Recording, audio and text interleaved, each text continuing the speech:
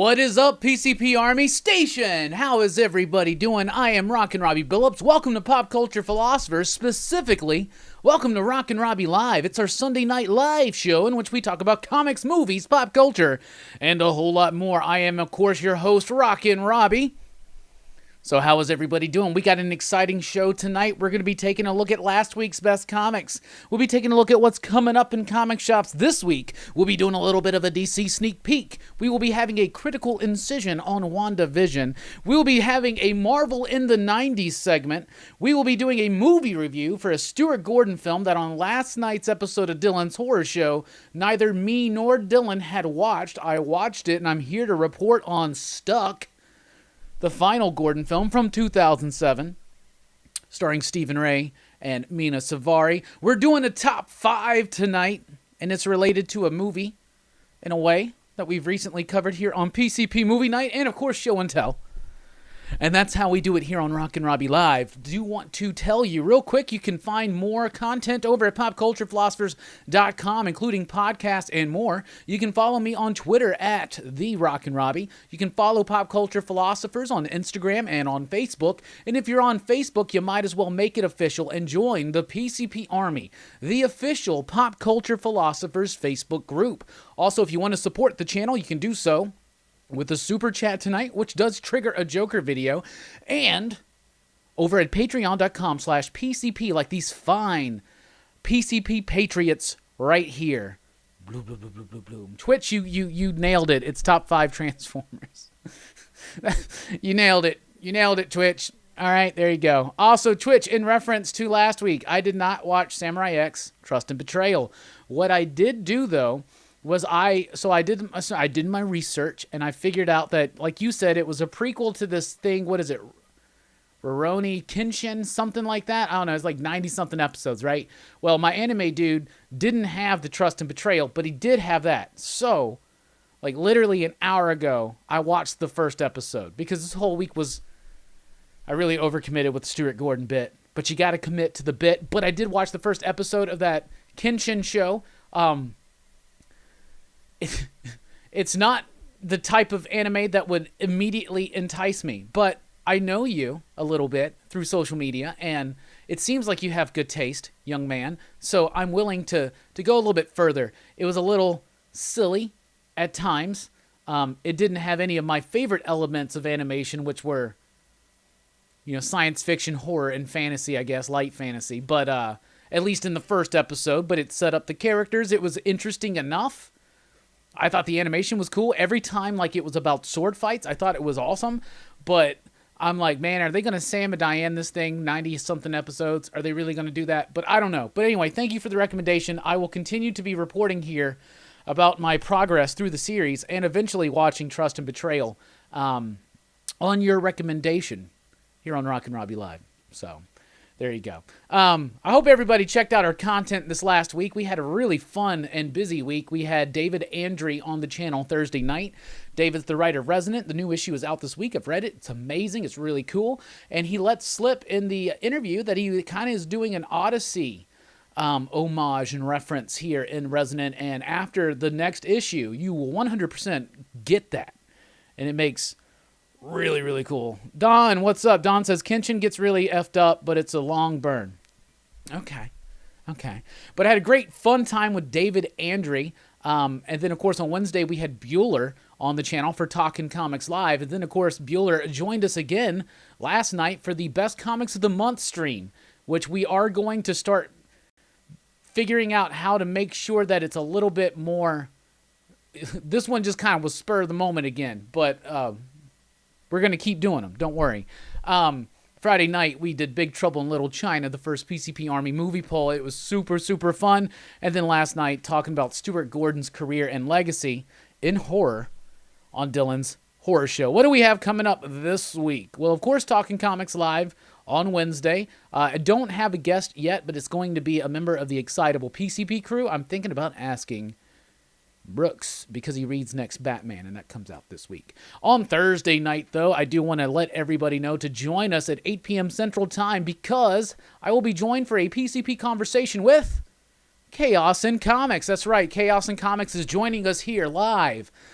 Robbie and Chaos in one stream. Now, obviously, Robbie and Chaos have been on streams before, but just the two of us here on Thursday night. Very excited for that. Friday night, PCP movie night with a look at Boys in the Hood. So go ahead. It's our Movie of the Week club. Go ahead and watch Boys in the Hood and then join us Friday night, 9 p.m. Central Time for our live discussion. And then on Saturday night, Dylan's Horror Show. And this week we're talking about our top 10 favorite creature features. And what Dylan means by creature feature is like a movie centered around a creature that's not a creature, that it's its own subgenre, like a zombie, a werewolf, vampire, witch, something like that. Anyway. So that's what's coming up. Speaking of my man Dylan, he's in the chat right now. What's up, Dylan? USOB Station. Yeah, I still am a little unclear on what counts and what doesn't. I understand that werewolves don't count. I understand vampires don't count. But I'm a little unclear on aliens. Like, does Alien count as a creature feature? Does The Thing count as a creature feature? I need to know these things. Dylan's going to have me in his ear all week long being like, yo, does this count? Yo, does this count?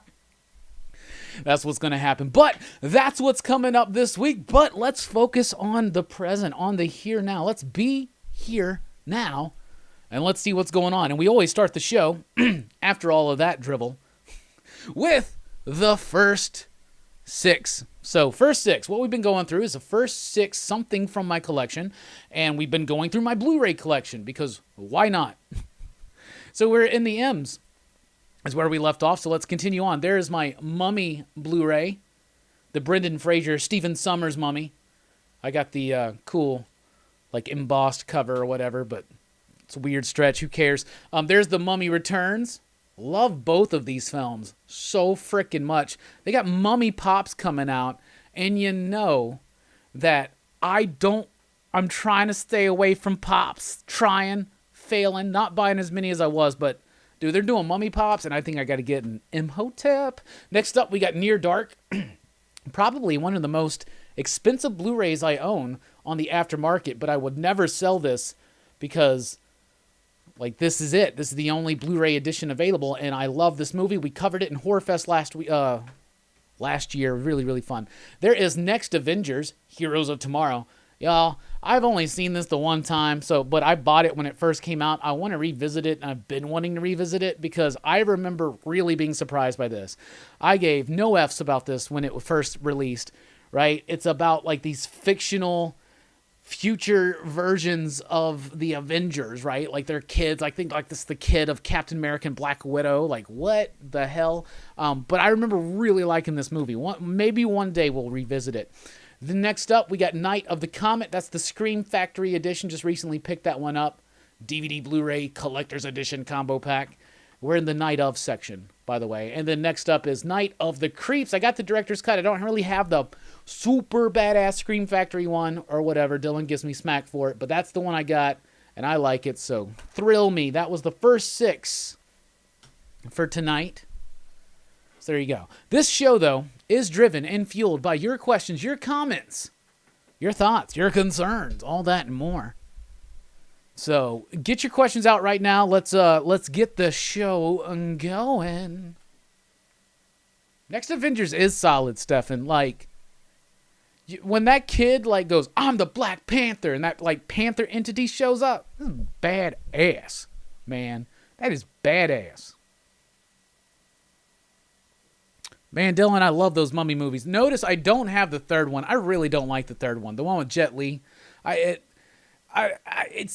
didn't mind the idea of a Mummy movie set in, like, you know, in a non-Egyptian, with a non-Egyptian theme. I thought that was interesting, but it was just dull and boring and too little too late. Night of the Creeps is a fave. So is Night of the Comet. Night of the Comet's a different type movie. I really want to do a Dylan's Horror Show where it's Night of the Dylan's Horror Show. And we basically cover every movie we can think of that's Night of the something. Because literally when I was pulling these out, I got Night of the Comet, Night of the Creeps, Night of the Demons, Night of the Living Dead, and you could find even more. Any Blu-rays you're eyeing to get, Robbie? Well, the ones that you shouted out. First of all, that Hammer collection seemed pretty dope. I want to get Shocker, but right now things are a little tight. So there's no Blu-ray buying in my future for this week. But I always have movies I want to get, bruh. Always, always. There's always future Blu-rays, future comics, future toys. I mean, I just wish I could just cut out one of them. Like for a while there, I stopped collecting toys, and it felt really good. But now I've gotten way hardcore back into toys. I am considering selling the majority of my Power Rangers stuff. I am really considering it because I have so much Power Ranger stuff. I could literally fill this whole house with Power Rangers. And at this point, I am incredibly more devoted to my vintage Motu collection and fucking Transformers, Transformers. I knew watching that movie was I was literally on the stream. I was like, now that I got this sound wave, now that I've got the thrust, all I need is the Ramjet and the Dirge Seekers pack and any other future Seekers, but I'm good, I'm golden, I got everything I want. Then I watched the Transformers movie from 86. And now I'm like, yo, man, what you got on that Jazz? Yo, man, what you got on that Grimlock? What you got on that Hot Rod coming out? Yo, how much you think that Unicron's going to be when it first drops on the aftermarket? Jesus. Ha. Goodness me. Is Perry in the house? Station, Perry. Station. Does Perry still read comics? Perry, if you still read comics, you'll have to join me for Talking Comics one day on a Wednesday. I'll let you know ahead of time. Just be like, this Wednesday you got to read every comic you want to. Every single one. What's up, TSG? TSG just joined Patreon this week, so thank you so much for that, TSG Comics. I believe that was you.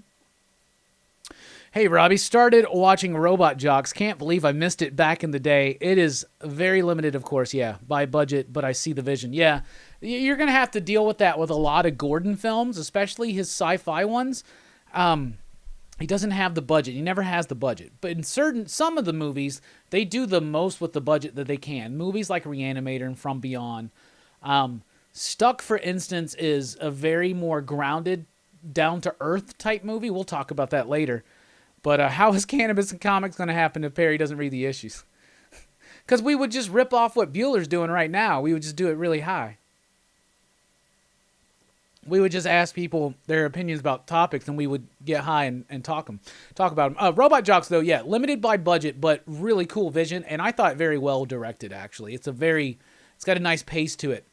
I haven't revisited it in forever. In fact, after the stream, my plan is to watch Fortress, because I haven't seen Fortress in forever. I spent so long this week rewatching all the horror stuff that he did to try to just have it fresh in my mind, and really, really wanting to check out. What's up, Herminio? I know the Royal Rumble's going on tonight, right? So I appreciate y'all's patience. We are, by the way, not going to have Rockin Robbie live for the next 2 weeks because it is Super Bowl Sunday next week, and then it is Valentine's Day. And I don't want to be the reason why anybody has any flack from their lady on Valentine's Day or from their partner because Rockin Robbie's on and you got to see him open up this damn Power Ranger toy or something. And so I just don't want that burden on me. But it doesn't mean that there won't be some random live stream. Because you know that's how we do it here. Cannabis caps and comics. What, like mushroom caps? I'm sure that's not what you mean, but I'm like, do you want us to do shrooms and try to talk about comics? Yeah, the shirt's totally a Watchmen reference and a Pointer Sisters reference. It's rain and squid. Hallelujah, it's rain and squid. I'm going to have to find some kind of like squid falling thing. And when we retire the Joker video, which I don't know when that's going to happen, but when we retire the Joker video, maybe we should have a It's Rain and Squid video in its replacement. I posted a clip of the first 5 minutes of Trust and Betrayal in the group. You'll see the difference. Well, I definitely do want to check that one out because it's 4 episodes compared to the others, but that was produced afterwards, right? So even if something's a prequel, I try to at least like try to get into the original first or whatever. But I'm sure I can get a hold of it. I think it's on some service. Peace and love from Malaysia. Hell yeah. Station all the way To Malaysia. Hell yeah. Shrooms with Department of Truth. Yo, I think anybody should be scared to do shrooms and read Department of Truth. I think you may like wind up completely deprogrammed on something that maybe it's essential that we're programmed to be into. Oh, that's the Weather Girls, Pointer Sisters. What's wrong with me? Look at me.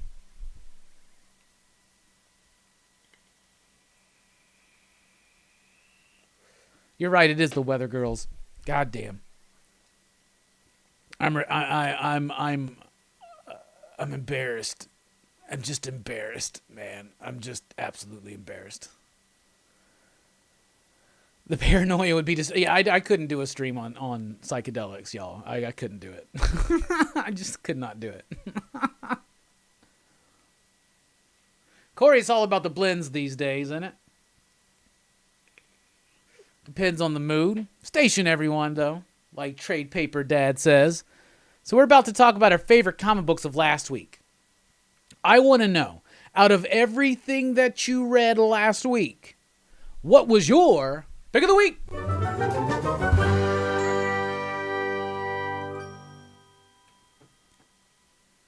My pick of the week was Batman Black and White #2, and it really surprised me that this was my pick of the week, but I absolutely loved this issue.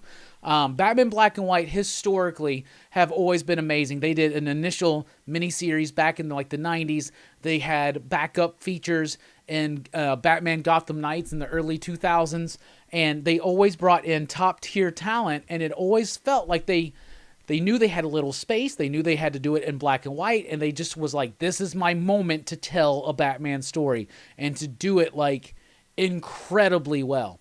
And that's what happens yet again in Batman Black and White. Issue #2. This is fantastic. $5.99, but you get 5 full-on stories that are just glorious. You got the Tom King, Mitch Garrett story that was incredibly poignant and touching and very, very solid and emotional. And then you got a story by Sophie Campbell involving the relationship between Batman and Catwoman and this playfulness about it. It's kind of like a spy versus spy thing, and it was very charming and cute.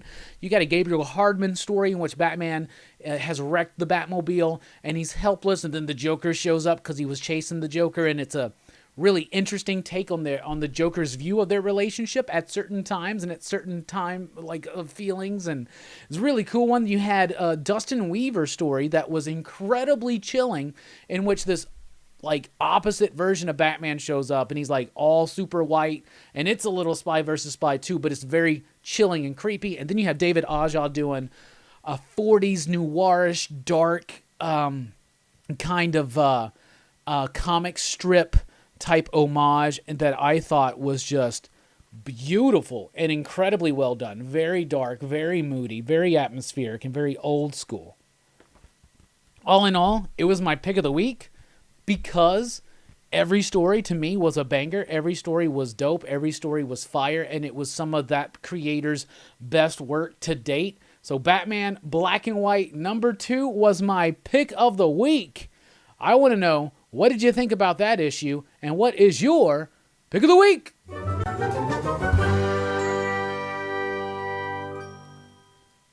I love that music. I really do. Happens to all of us, Robbie. It does. The Pointer Sisters. What's wrong with me? It's obviously the Weather Girls because the name of the group ties into the damn song It's Raining Men. I won Kamikaze Karaoke down in Pensacola, Florida one year. On that song, so I should know it's the Weather Girls, but the Weather Sisters, the Pointer Girls.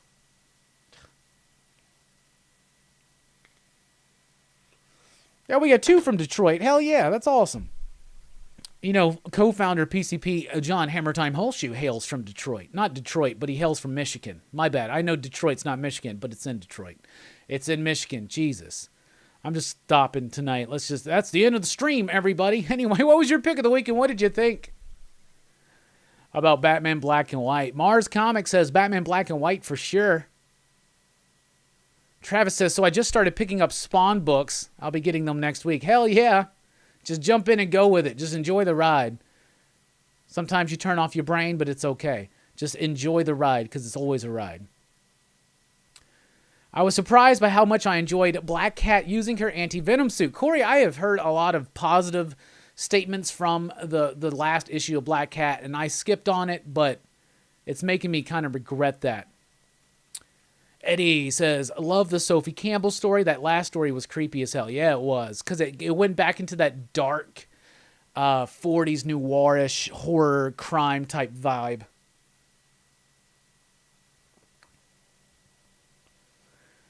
Bought the comic on your recommendation, was not let down. Speaking of black and white, hell yeah. Easy Reader likes Strange Academy. I did too. Thought it was a pretty solid issue once again.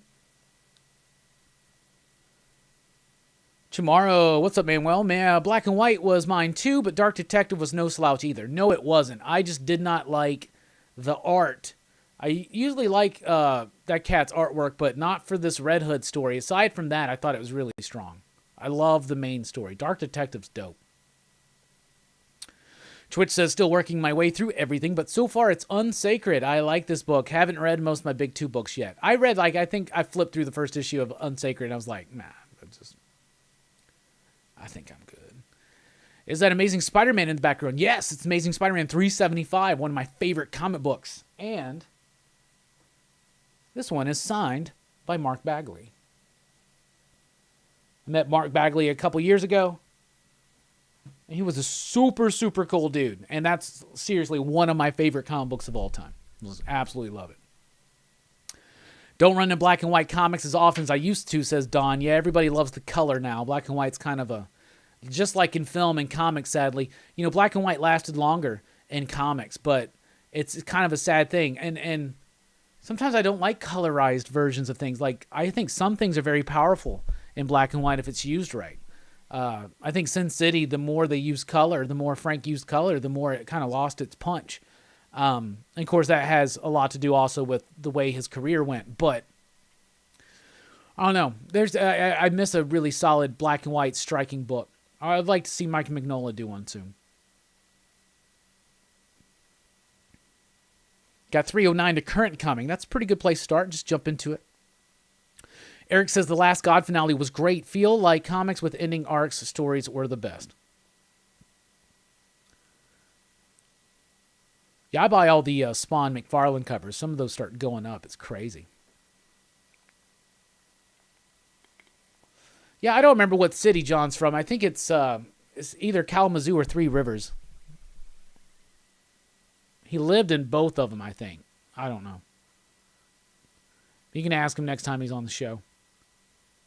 I don't know if he's a Boys in the Hood fan, so I don't know if we can get him this week, but we'll see. We'll try. He's got a new webcam now, so I know he wants to show it off. John's thinking about doing a... well, he's thinking about it, but he's going to fucking do it. He's doing So he tried to do it before. He did a Gamera review. You can find it. It's on the channel. He did a Gamera review. He wanted to do a series about kaiju movies. And it was called, like, Monster Madness or something like that. Well, obviously, that's been used by other people or whatever. He's got a name for this. It basically is like... It translates into, like, Kaiju Monday or something like that. But he wants to do a series of videos about kaiju films. And he's gonna do it because he frickin' better. Erm says, I've been so busy this week I haven't read my books yet, so my pick is Robbie's by default. Station. Catching up on last week's pool, says Nick. Reread House of M Resonant and started Madman. Station for Madman. Oh my goodness. Y'all, I literally wrote a script last year for a Madman video, and I even filmed it, and I just had to put a bunch of images on it, and then eventually I just completely got rid of it, because I was like, this isn't what I want to do or what I want to invest time in. I wanted to invest time more in, like, direct things, but here's something very direct. Get Madman. Read Madman. If you like the kind of stuff I like, especially the quirky, fun, retro, ridiculous, off-the-wall stuff. When I say if this book's not for everybody, it's wild and it's wacky and it's weird and it's wild and it's got a great sense of fun and it's got a bounce to it and it's very retro feeling and it's just kooky. Madman is one of the best comic books of all time. That was the character that appeared at the end of the latest issue of Crossover. I'm incredibly excited about this.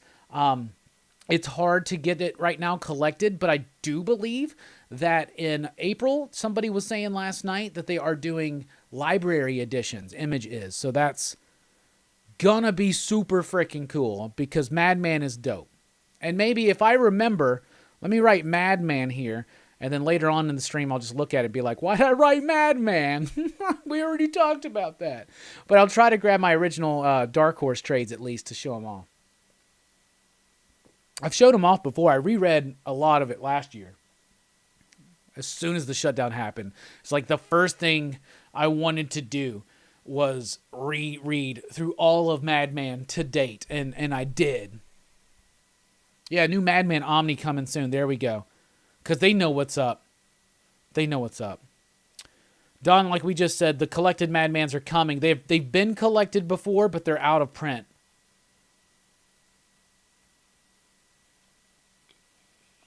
I hope the omnibuses do like the atomics and everything because like literally like the story ends.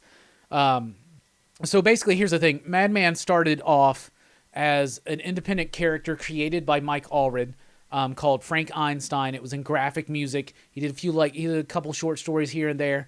Then he did his own book at Tundra called Madman. Right? It's later republished as the Oddity Odyssey. And then that was a 3-issue series. Then he did a 3-issue series, Madman Adventures. That was all at Tundra. Madman Adventures was the first one in color, if I remember right. And then he goes to Dark Horse, and he has his run on Dark Horse. It's about like 20 issues long or something like that. That was collected in 4 trades, the Dark Horse stuff. Then he went and started his own thing, AAA Comic Pop. That's where he produced the Atomics, which is a spin-off from Madman that Madman factors heavily into. That kind of went alongside the end of the Madman Dark Horse run, which was G-Men from Hell, which was a 4-issue series. And then after the Atomics closed up, because then he went to do Ecstatics and X-Force over at Marvel, then he did a lot more work at Marvel, and he's been doing a lot of work. Him and his wife, Laura Allred, that's his colorist, and they're such a great team, and you can feel the love they have, or at least the love that Mike has for her, because it just comes through in the story so well. I said this last night, that the best romance in comic book history is Frank and Joe in the Madman comic. So after that, they did Madman Atomic Comics over at Image, and that went for like 16, 19 issues, something like that. There's a great David Bowie cover that's just absolutely amazing. Mike Allred did a David Bowie biography that came out last year. I'll try to remember to grab that for show and tell. I know I've showed it off before, but so the Madman Atomic Comics dealt with the Atomics, and at Madman it was the continued story, and it got really crazy, and it wrapped up a lot of the ongoing story. Answered a lot of questions, but there's been one-shots here and there. But all in all, Madman was absolutely fantastic. There you go.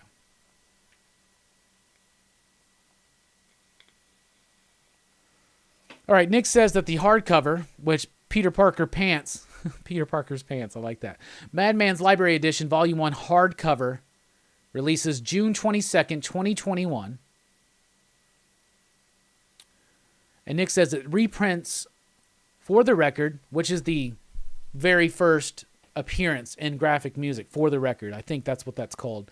So it has the original Madman, Madman Adventures, and the first 10 issues of Madman's comics. So that's awesome. That gets you pretty much halfway through the Dark Horse stuff. So then hopefully the second one would have the last bit of the Dark Horse Madman, and then the Atomics, and then hopefully the next one would have Image, Madman Atomic Comics. Image sees money with crossover, plenty of properties that need to be relaunched for new readers. Yeah, and Paybacks was a really cool book, and they've been utilized. Yeah, Atomics is great. I have every single issue of the Atomics. Every single issue. I was there. Now, I loved it. I'm a big Mike Allred fan. He's one of my favorites. And it's a shame because I've actually never read the entirety of his run of Silver Surfer, which I hear is really, really good. Oh, yeah, and his X-Force Ecstatics run, Pete Milligan, is magnifique. And that's where Dupe comes from. Did Dupe get a sword? Dupe should have been one of the sword bearers in Ten of Swords. He should have been the one to get married. Robbie, will you be checking out reading Transformers Beast Wars? I'll try the first issue, Travis, since you asked about it. But, like, to be honest with you, I've never really gotten into that series. I did pick up the Megatron T-Rex because I just think that's a badass figure, and I'm going to get the Optimus Primal as well. But I'll check out the first issue and we'll see how it goes. But usually licensed properties, licensed comics like that are way stronger if you have a connection. And I was a G1 Transformers guy as far as the animated series, but the Beast Wars was never something I super got into. But I've been wanting to check out Beast Wars again because I have heard that just get past the animation, which is what I tell people about Clone Wars. And TMNT, the Nickelodeon one from the last, like not this current series, but the one before. I hear the story is really freaking good.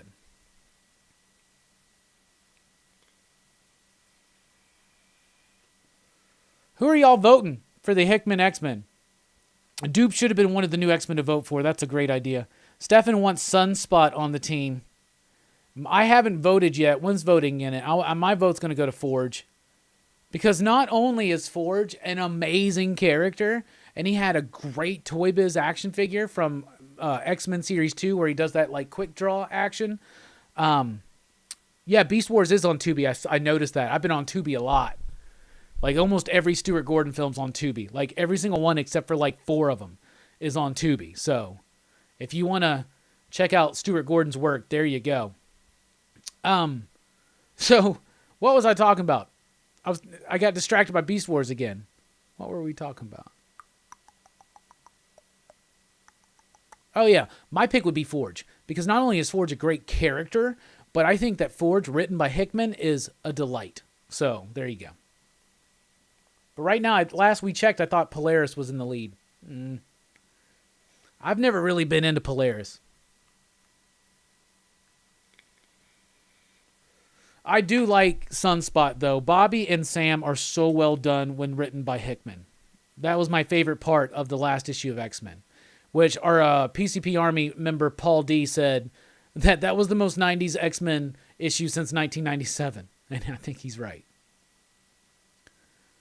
I'd legit buy a comic with Dupe and Glob, like a buddy cop show. That would be so freaking dope. I am a fan of Glob. CMA Thunder says, really enjoying Barbalian. Me too. Very excited for that book, and it's really good, and it's hitting a nice tone. And I think that Walter's artwork is brilliant, and I'm excited to see what he does in that issue of Haha that he will be doing. I'm just disappointed Maggot wasn't available to vote for. Stefan says the Beast Wars story was fucking phenomenal. Phenomenal. Somebody asked if I had read Happy Hour.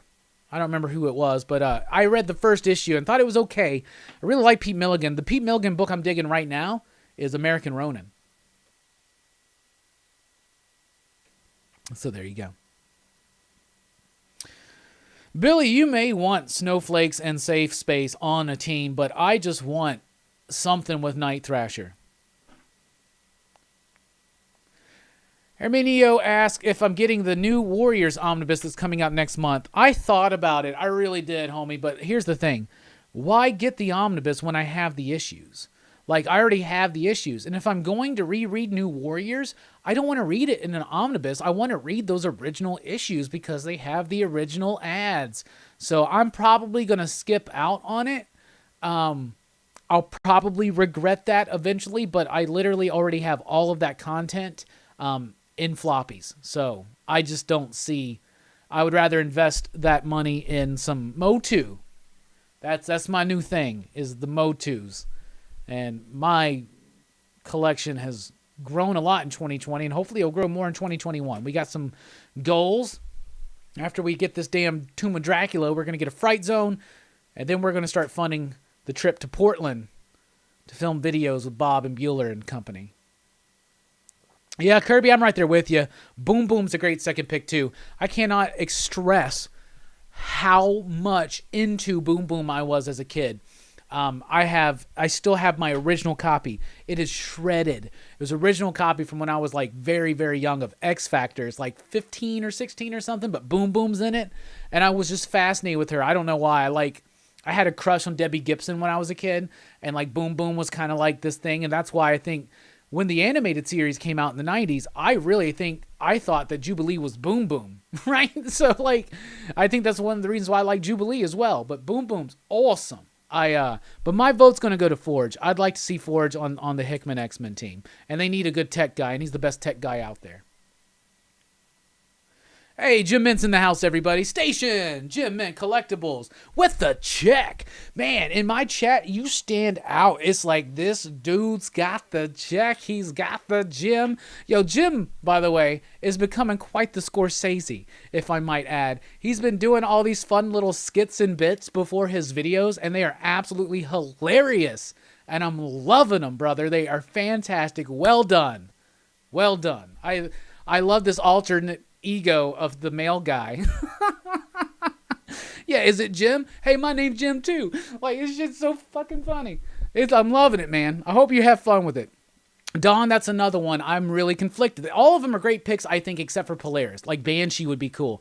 I'm just not a Polaris fan. Marrow was great. Do you remember when Marrow joined the X-Men in the Joe Kelly, Steven Seagal run? It's a little bit it's directly post Operation Zero Tolerance, right before Magneto War. That is one of the most underappreciated runs of the X-Men and Uncanny. Steven Seagal did Uncanny X-Men.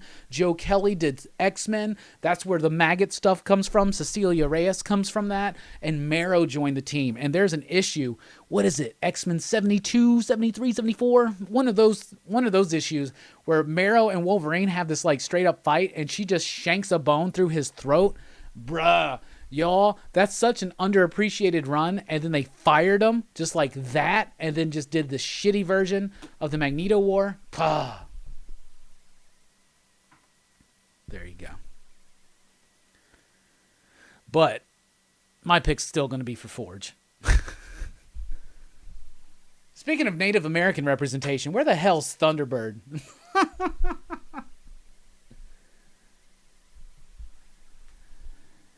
Robbie from Earth 2 is here. What's up, Bateman? He says, don't want to poo-poo on the idea. Think twice before you poo-poo it. You'll see, boys. Robbie, you probably have no idea what that came from, but am I the only one who thinks Avengers Mech Strike is the dumbest idea ever? Changed my mind. I cannot change your mind, Robbie. I cannot change your mind. I think Avengers Mech Strike is Mech Strike is one of the dumbest ideas ever.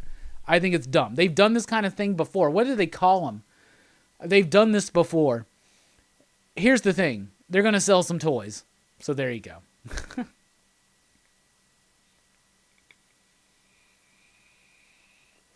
Yeah, my name's Jim too. I love that shit. I don't know what caused you to want to do that. The skits bit, the bit, but commit to the bit, Jim. It's great. I love that shit. Did you read those books yet? I also like it too because I'm like, man, Jim's got a nice house. Jim and Fee got a nice house. He got a nice kitchen. I was like, I'd like to cook in that kitchen. Immediately. That was one of the first things I thought. I was like, I'd like to cook in that kitchen. I'd like to smoke a blunt on that porch.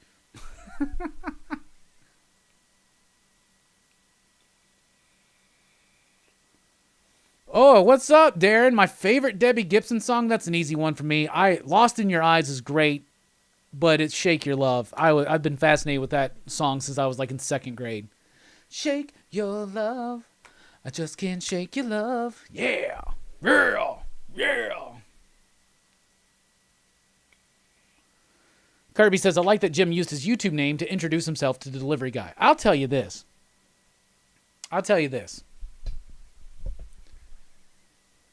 I would find it very hard if I ever meet Jim face to face and we get to hang out for a while. I would find it really hard to not call him Jim. When I make it out to Portland, I'm going to find it incredibly hard not to call Bueller. You get what I'm saying? Jim says, Fee just got done cooking. Bowls in the kitchen, too. Hell yeah. That's what's going to happen. One day go hang out. You know, hey, man, I'm in El Paso. Let's hang out, Jim. Let's play some games. Let's shoot some videos. And I'm just going to spend all my time.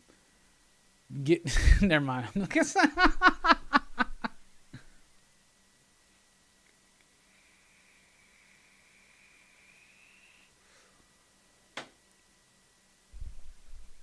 Debbie Gibson should be in love with me. Jim, man. What's up, Tony?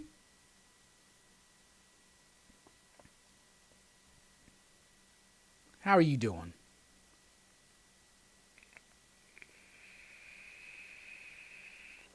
Exactly, Fee. You know what I'm talking about. I know you get down. I'm down with it. We'll have fun. Jim be like, man, Robbie's supposed to play me in Street Fighter. I'd be like, hold on a second, man. Station Fee, everybody. Hell yeah. Y'all are doing a great job with them skits, man. I'm having so much fun. I need a Jim Fee vision. Screw WandaVision. Let's have a Jim Mint vision.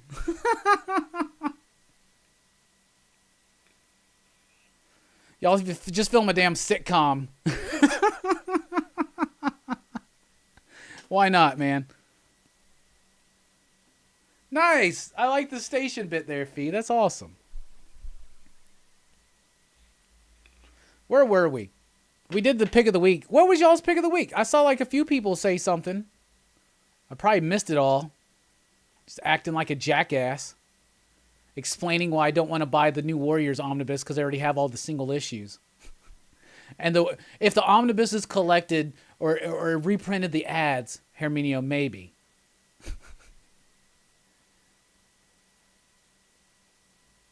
I don't think anybody had a pick of the week last week. Everybody's like, nah, the books were okay. Jim Mintz was Daredevil, I think, if I remember. I think. Not much, Fee. You know, just doing Rockin Robbie Live right now, where we talk about comics, all that kind of stuff. We're about to do the what's new this week bit, where I look and just be like, yo, this is what's coming out this week.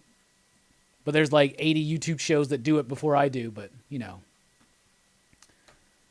Here's a question, Fee and Jim. Do y'all's Taco Bells, like, actually have real nice chalupas? Like, apparently there's this Alabama Taco Bell chalupa controversy, because me and Bueller ate a chalupa together on stream, and his looked like a completely different animal than mine. Mine looked like like a potato cake or something. I don't even know.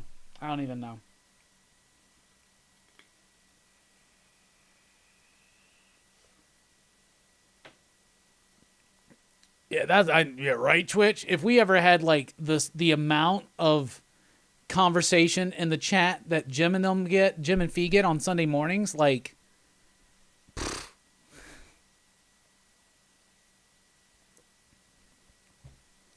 we stopped eating Taco Bell a while ago.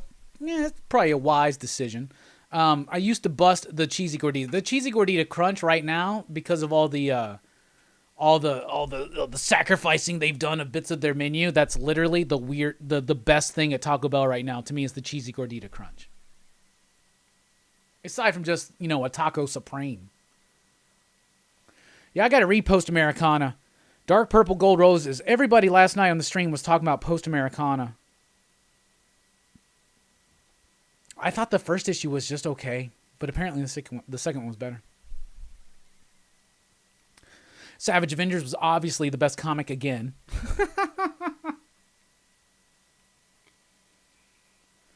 Red Rick says, I'm saving Department of Truth and Strange Academy to read later, but I did like Suicide Squad and Future State Aquaman. The Aquaman one was really surprising to me. Fee been making Mexican-style tacos at the house. I know, Jim ate one of those tacos on a stream, and that's why I was like, well, next week, me and Bueller got to eat chalupas. It's going to be a new thing. Like, whoever comes on, like, we're going to eat tacos, we're going to eat Mexican food tonight, and talk about comics. Which eventually, talking comics live, it's eventually just going to be Taco Comics Live. Yeah, the cheesy gordita crunch. I don't eat Taco Bell every day, but there have been times in my life where I have. Especially when they first introduced the gorditas back in the day. And they did the 1998 Godzilla thing. And they had the Godzilla cups and the cup holders and all that kind of cheesy stuff. And then they had that Godzilla. You had to spell Godzilla. Like you would get if you got a gordita, you get a large Coke and you could pull it and there would be letters. And I had all the letters but Z. Apparently Z was the hard one to find. And that was my excuse to eat gorditas every day for like 2 weeks. I remember that very vividly. I was so hyped for that damn Godzilla movie. I had the soundtrack. I had all the Taco Bell cups and cup holders and all kinds of stuff and Happy Meal toys. Not Happy Meal toys because only McDonald's can call it a Happy Meal, I guess. But, man, that movie blew. That blew big-ass Godzilla chunks, for real. So, there you go. Commit to the bit, it. Mukbang. Here's something Here's something funny, Fee. I had never, ever heard the term mukbang until this week. And Bueller mentioned it because we were eating the chalupas. He goes, oh, yeah, me and my nephew in the early days of my channel, we did a comic book mukbang, and we ate all these pizzas and all this stuff from Taco Bell. And I was like, what's a mukbang? And then I was asking people at work, and they're like, oh, yeah, mukbangs. And they were showing me all these videos. And I was like, I watched plenty of videos like this, but they always called them like 10,000 calorie challenges and things like that. Like, I had never heard that term, and I've literally heard it every day since. Isn't that weird? Synchronicity. It's the way the universe works. Really, the way it works is probably this. I probably heard that term, didn't know what it was, always just rolled right past it. Now I hear it all the damn time. I feel like we should have had some chalupas last night now, y'all. I really do. I'm sorry. Can't eat a chalupa every day. Are you talking about the old Godzilla movie with the Ferris Bueller guy? Yeah, with Matthew Broderick. Yeah,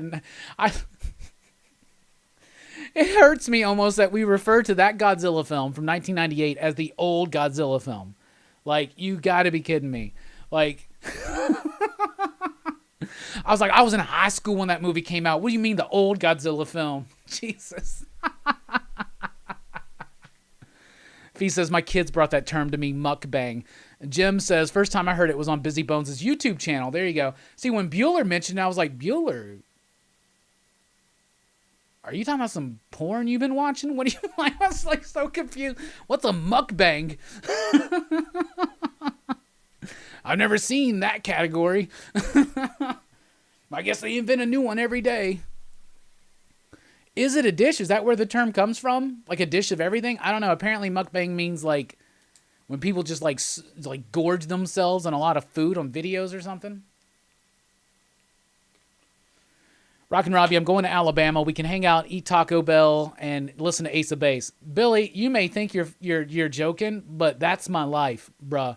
I will literally go to Taco Bell and then let's go like hang out and listen to some Ace of Base. You know, eating some chalupas, eating some cheesy gordita crunches.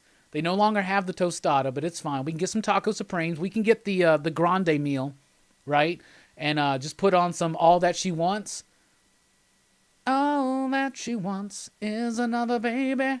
She's gone tomorrow, but all that she wants is another baby.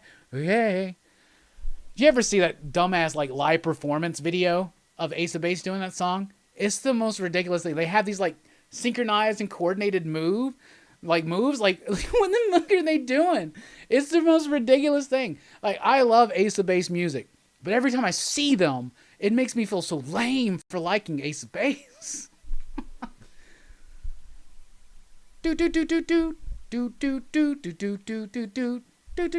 Oh, I saw the sign. Oh, you reminded me of in our town. It was ZYP, WZYP in the early 90s. At late at night, just hearing.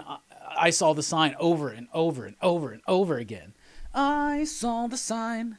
It opened up my eyes. I saw the sign. Life is demanding without understanding. Damn, we're already singing. We haven't even gotten a super chat, and we're not even through the first segment. Look at that.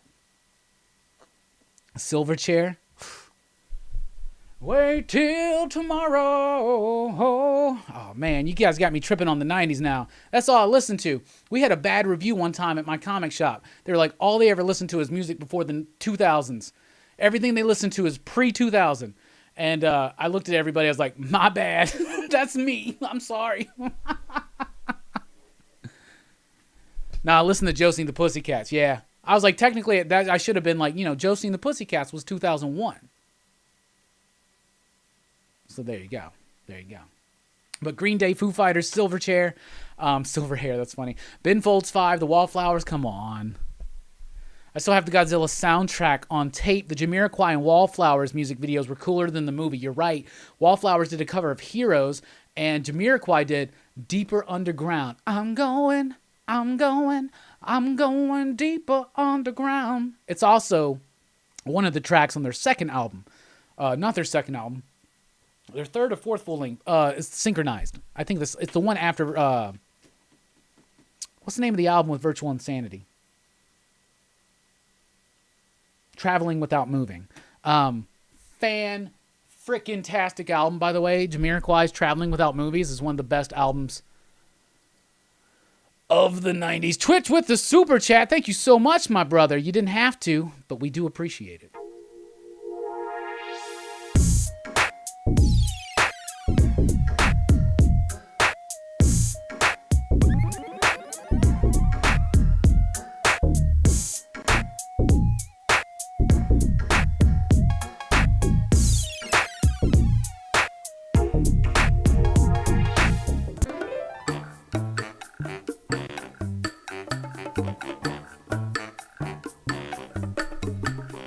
We know somebody, and his name, of course, is Hellboy. But Hellboy is a little out of commission right now.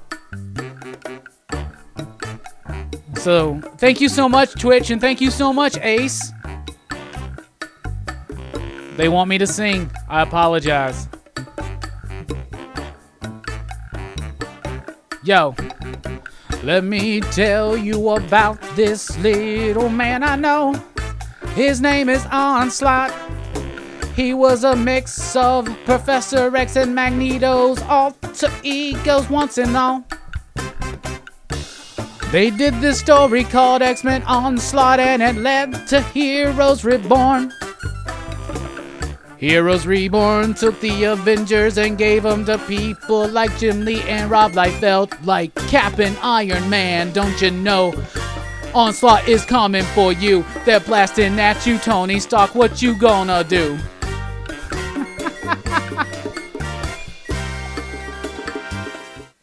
All right. Yeah, new animation. Ooh, I got new tricks up my sleeve. You just wait and see. You just wait and see. I already blew my load with I shouldn't have had the Cap and Iron Man out yet. I was wanting to save that one. But yeah, we got Onslaught. So what's up? Thank you so much, everybody, for the super chats. Now it's time to look at what's coming up in comic shops this week. Where's my phone?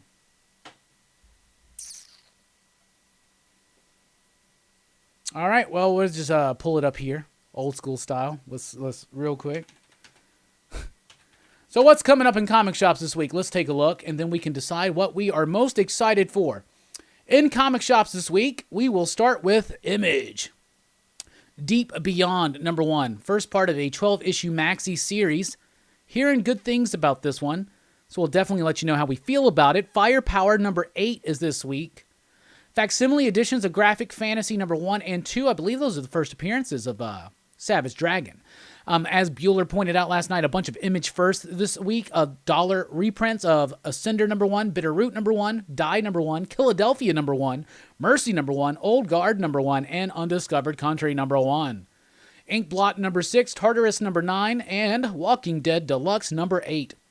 From Dark Horse Comics, we have Afterlift as a trade paperback. So like ages ago, when the comics shut down and I had to do the weekly comic book review based on solely digital comics, one of my picks of the week was this Chip Zdarsky Comixology original book, Afterlift, which was amazing. It comes out in physical format in a graphic novel from Dark Horse this week. We also have Fear Case #1, the new Matt Kent book. Hearing really good things about that one. Our Avatar, The Next Shadow #2, and Overwatch, Tracer, London Calling #3.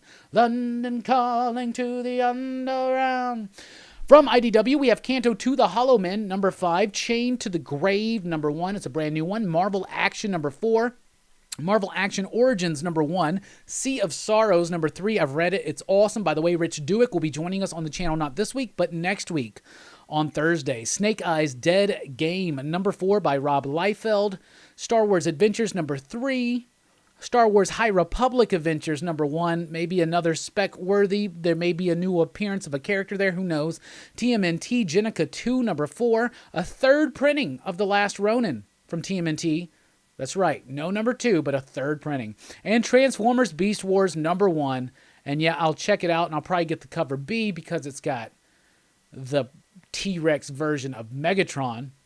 From Marvel Comics, we have Amazing Spider-Man 101 Facsimile Edition, second print of Amazing Spider-Man 55, reprinting that awesome Gleason cover, but in red.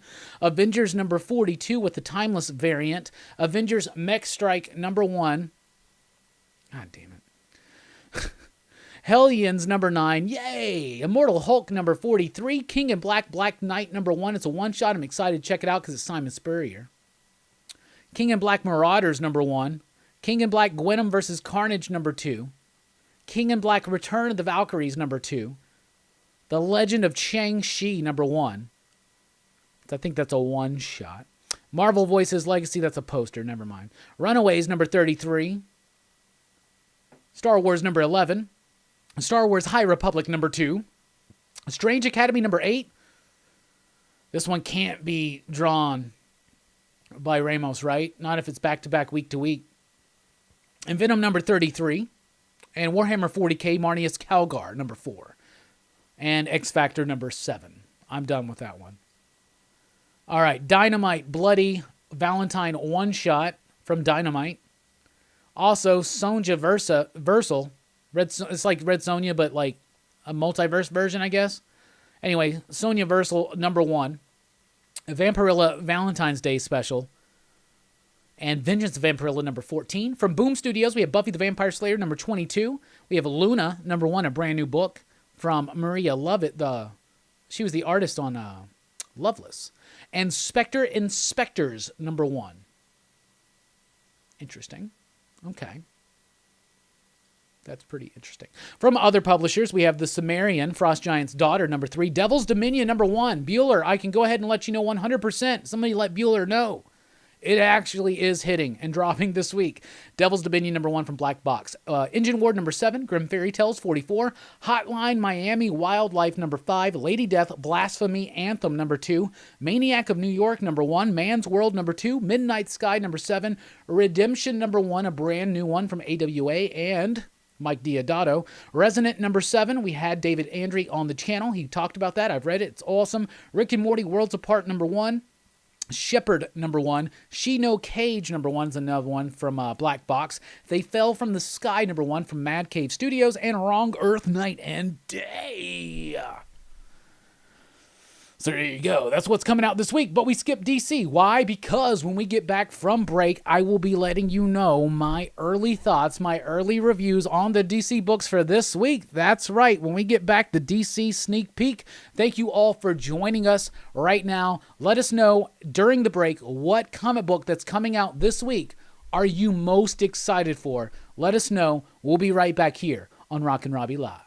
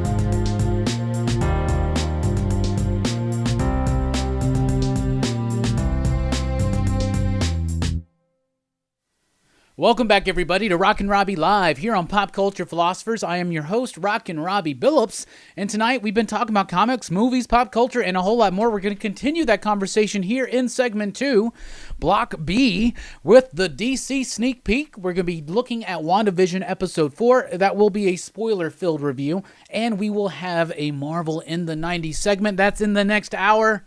But this show is driven, fueled, if you will, by your questions, your comments, all that jazz, and more. I will say, if you want to support the channel, you can do so right now with Super Chat, which triggers a Joker video, maybe a song. You can do so at patreon.com/PCP on a monthly basis, like these fine patriots right here. You can follow Pop Culture Philosophers on Facebook and Instagram. And if you're on Facebook, you might as well make it official and join the PCP Army, the official Pop Culture Philosophers Facebook group. You can follow me on Twitter at @TheRockinRobbie, and you can find podcasts and more at popculturephilosophers.com. It's our website. It's a real thing. Also, we will be appearing at the Huntsville Comic and Pop Culture Expo this year in 2021, and that will be in April. They just have recently announced certain great guests, such as Jim Shooter. Very excited for that. Thursday night on the channel, join me for a live conversation with Chaos and Comics, fellow YouTuber. Very excited for that. That's at 8 p.m. Central Time. Friday at 9 p.m. Central Time. It's PCP Movie Night. We're going to be talking about Boys in the Hood. And then Saturday, Dylan's Horror Show is going to be top 10 favorite creature features. So what's up? I asked before we dipped on the break, what are you most looking forward to coming out this week? Let's see. Dark Purple Gold Roses says, Lady Death. That's a light week of comics for my pool, says Eric. Back issue diving time. Hell yeah. What about that Maniac in Manhattan Aftershock title? Yeah, Maniac in New York, or Maniac of New York. I'm excited to check it out. I haven't read it yet, but I'll check it out for sure. Nova 69 dudes. Looking forward to High Republic #2 and Hellions.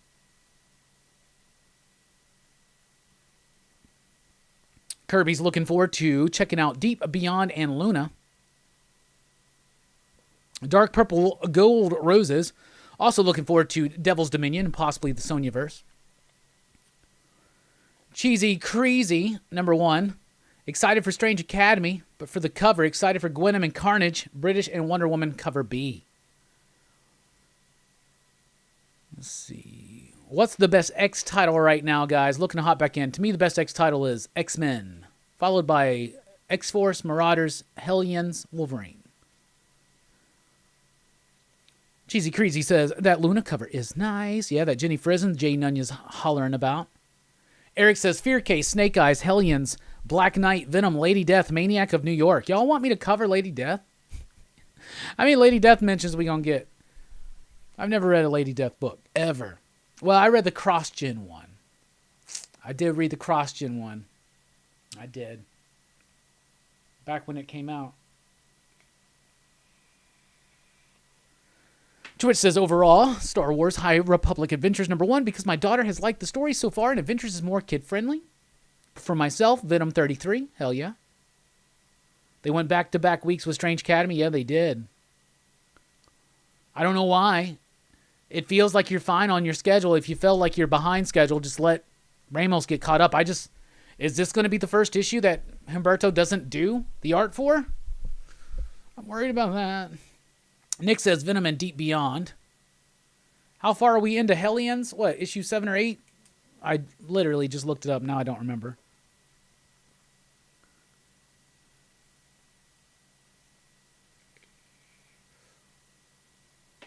Let's see. Ed's looking forward to...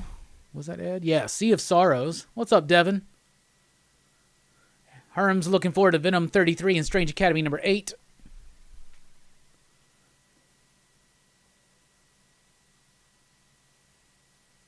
Looking forward to the 3 copies of Berserk, 1 in 1,000 ratio I ordered. Holy cow. Good for you. Good luck. Spectre Investors looks good, like a New Age Scooby-Doo. Travis says, excited for Beast Wars, but everyone knows that. And yeah, it's #9. So there you go. That's what we're looking forward to. No decorum this week, Devin. All right, so we haven't talked about DC yet because I've already read them. So let's talk about DC. It's time for our DC sneak peek.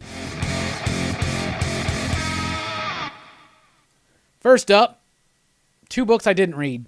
Far Sector number 10 releases this week. So does Harley Quinn and the Birds of Prey number 4, the final issue, I believe, of the DC Black Label series. But what I did read, speaking of DC Black Label, Hellblazer, Rise and Fall, number 3, Tom Taylor, Derek Robertson. So the artist of The Boys and Transmetropolitan and Tom Taylor come together to do what I think is a lighter version of a John Constantine type story. But to me, like I've said before, it's a perfect bridge of a DC Universe appropriate Hellblazer and a Vertigo Hellblazer. It's a perfect bridge between the two, and that's what Tom Taylor's doing here. He already knows the character of Constantine. We've learned that in recent issues of Deceased, which was phenomenal. So Hellblazer Rise and Fall, this is the final issue of the series. It wraps up the story in a very satisfying way. The flow was good. There were times where the dialogue felt a bit heavy, but then there were other times where the artwork was a little bit more loose and the script was a little bit more loose, so it helped it have a nice even flow all the way through. All in all, I liked it. It's not as deep or as dark or as resonating as some of the Vertigo Hellblazer stuff or the more recent DC Black Label Hellblazer stuff by Simon Spurrier, but it is way better than any attempt to ever put Hellblazer in the DC Universe proper. Tom Taylor knows how to do it, so there you go. Hellblazer, Rise and Fall, number 3, final issue out this week. Also from DC Black Label is The Dreaming, Waking Hours, issue number 7. It was a great conclusion to this intermission story that they're doing. It's also got artwork by Javier Rodriguez. Now, the last issue blew me away with the artwork. Incredibly innovative things being done with the layouts and with the design of the pages. That does continue a little bit here, but to a lesser degree. It's not quite so in your face or innovative. It felt like maybe just a little bit behind schedule, just had to do it more standard but traditional, but at the same time with its own stamp on it. So I like the artwork. I really like the conclusion of this story because it wasn't just an intermission story that has no relevance. It literally sets up the final story in Waking Hours, and I think G. Willow Wilson has been doing a fantastic job with this title. If you like anything from Neil Gaiman's Sandman world, I would encourage you to pick up the Dreaming books, the recent one by Simon Spurrier and the current one, Waking Hours by Wilson and Company. Next up, we got a Man-Bat miniseries. This is going to be interesting because it is set before Metal. It's set before Justice League Dark. So, in Justice League Dark, we got Langstrom, and he's the Man-Bat personally, and he's on this road of redemption. How does he get there? I think this is the story that's telling us that. So it's written. Is it Brandon Thomas? No, it's not. It's not Brandon Thomas. That's a different book. It's Dave Wilgoes and Sumit Kumar as the artist. Now, Sumit Kumar is the artist of These Savage Shores, and he's been getting some DC work recently. I really like his artwork in this book. The artwork is really solid for me, and the story was really good. I was very surprised with this. So it's set before, maybe it's going to tell us the story of what happened to the Man-Bat right before Justice League Dark stuff, right? But I dug it. It kind of went over and retreaded some of the same Man-Bat thing, but it did it in a really cool and dynamic way, mostly because Kumar's artwork is so freaking good. I wish I could show you a page or two, but I can't right now. But I really like this one. I thought it was cool. It's going to be a 5-issue miniseries. If you like These Savage Shores, you like the art, you might want to check this out for that. Some great Man-Bat art moments are here in this, and I thought it was a really good exploration of the character and kind of hitting his story to an end point, because you always get tired of Man-Bat stories, right? Because you're like, it's the same retreaded stuff. So they do retread the same stuff here, but then they bring it to a finality. And I think that because of things that have happened in books like Justice League Dark, they're leading to that. So they're going to address it, but I thought it was actually really, really cool. So if you future stated out, those are some DC ones to look at. Speaking of future state, we get the last issues of some of these future state books, including The Flash. So future state, The Flash number 2 was just as bad as the first one. This one was probably even worse because it was so verbose. It was such a chore to get through this book. It was so freaking difficult to make it through this book, but I did it. I did it for you, and I did it for me, and I did it for Barry. Absolutely not cool. Not cool at all. Didn't like this one. Found it to be boring. I did think that Brandon Peterson is pumping out some really solid artwork. So aside from that, this one just kind of didn't really do much for me, and the conclusion was anything but satisfying. Then we have Superman and Metropolis #2. I actually like this conclusion to this story. I thought this was a stronger issue than the first issue. The Mr. Miracle story and the Guardian story were pretty solid, and they have a nice conclusion there. And, of course, the Mr. Miracle one leads into what we've already read in Superman Worlds of War. But the actual Sean Lewis story here ended in a pretty decent way. I liked the setup. I thought it was decent. It didn't have so much of a verbosity to it, overly wordiness to it that it had in the previous issue. So I thought it was a nice, satisfying conclusion, but definitely not a good, solid Superman book out of Future State. One of the weaker ones. Then we got Harley Quinn #2. This one was not as solid as the first issue. I was literally blown away by the first one. Stephanie Phillips has a great handle on the character. It does start leaning a little bit more into Deadpooliness in this one, just a little bit, but not like not like super much or nothing. But the problem is with it, you had Simone DeMeo doing the artwork, but at times they weren't able to do the pages, and so you had somebody else come in. So the artwork felt a bit inconsistent. Tamara Bonvillain did a great job of trying to tie it all together through the colors, but all in all, it was kind of disappointing compared to what happened in issue #1, but I am excited to see what Stephanie Phillips is going to do going forward in the ongoing Harley Quinn book. Next up, the next Batman #3, the penultimate issue for now, because this story is going to continue. Once again, you don't have Nick Darrington here. You don't have Tamara Bonvillain. Get Laura Braga. It's okay. Like, I really feel you got Darrington's doing the breakdowns, and so it's got this decent sense of flow and pace, and the story's fine, and I'm liking Jace's Batman, and I think it's cool. But if you really want to entice me with this, you don't kick off Darrington and Tamara Bonvillain on the art and then just change it. And, like, I'm not cool with that. I think that this book needs a sleeker art team to really help drive it.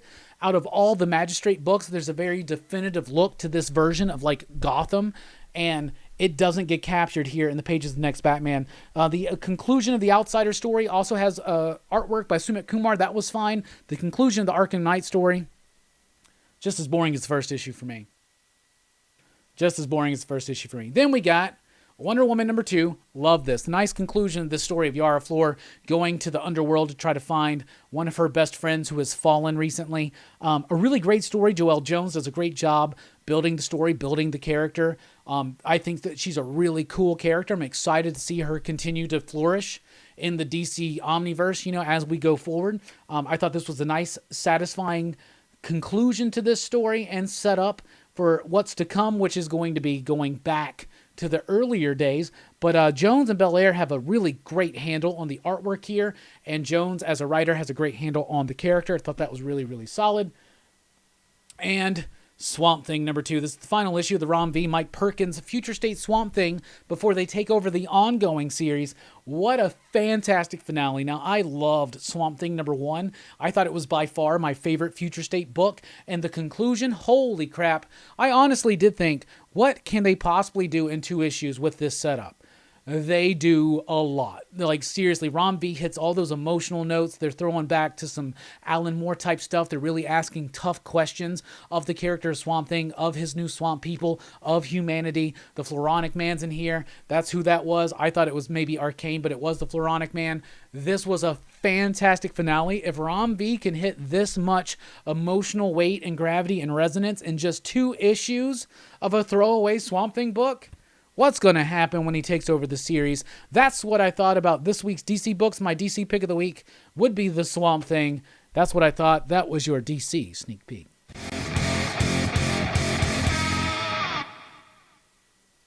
So there you go. DC sneak peek. Done. Boom. What's next? Oh yeah, that's next. So what do you guys want to talk about?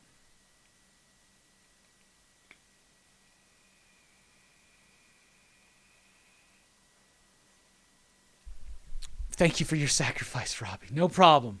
Anything, Nick. Yeah, the art's great in the Future State Flash, but just not digging Future State. Too expensive for the stories we get. I can feel that. The ones I'm liking, though, like Swamp Thing's really good because it's just $3.99. And he's a great writer, and he does a great job really just hitting hard on that last issue.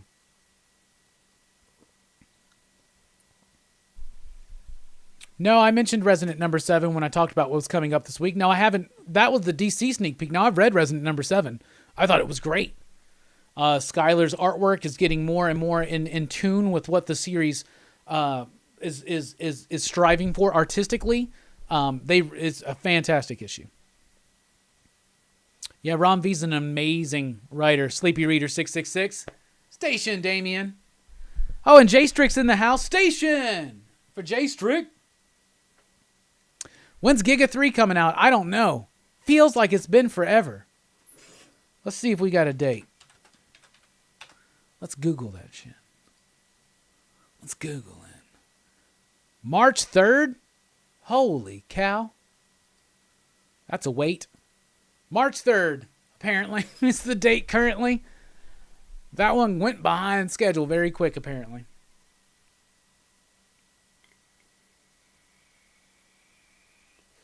That's nuts. That is nuts. So I did manage to remember to bring out that David Bowie book by Mike Allred. So this is like a comic book biography on David Bowie. Stardust Ray Guns and Moon Age Daydreams. I'll show you some of the bits of the artwork. Mike Allred's one of my favorites. He can do straight up cool stuff with the panel design, with just figure work. He does great stuff with psychedelic images. This book's fantastic. Look at that, y'all. I gotta find something really psychedelic. Yeah, there you go. What about that page?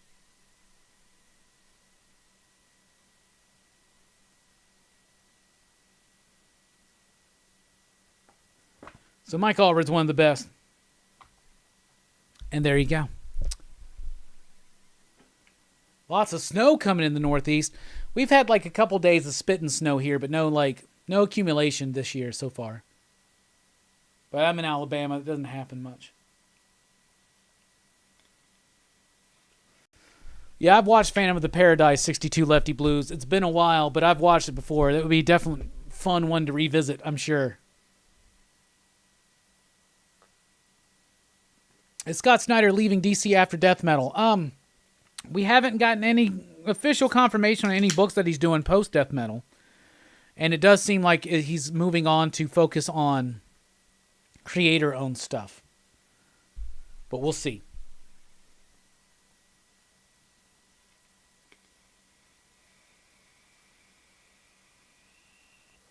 Yeah, the David Bowie book is awesome. It's a hardcover. It's $40, but I find it worth it. It's extra sized. It's nice. I really, really like this one. I had to have it. I'm a big Allred fan.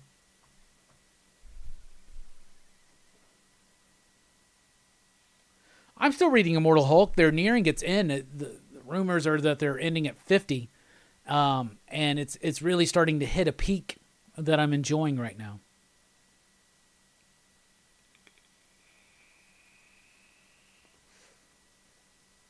If y'all have any questions, throw them in right now.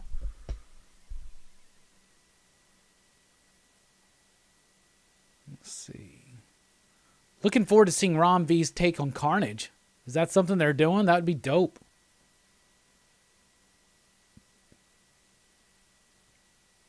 Yeah, Ron V's leading up to be like the writer of the year.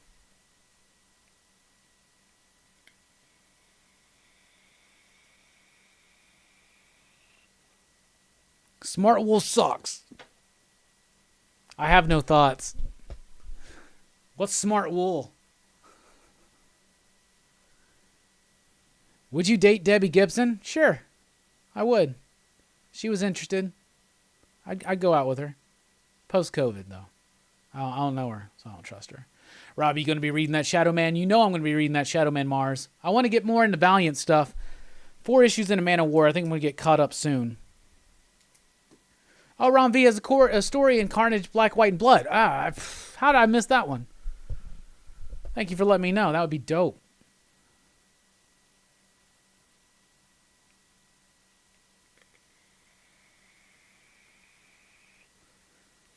Tomasi never got the respect that he deserved.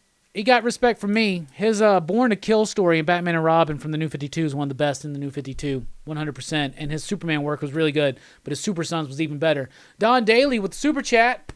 Night, everyone. Work starts at 5 a.m. That's not too long from now. I hope you have a good day at work, Don, and I hope you're excited about the comic books coming out this week. And thank you so much for the Super Chat.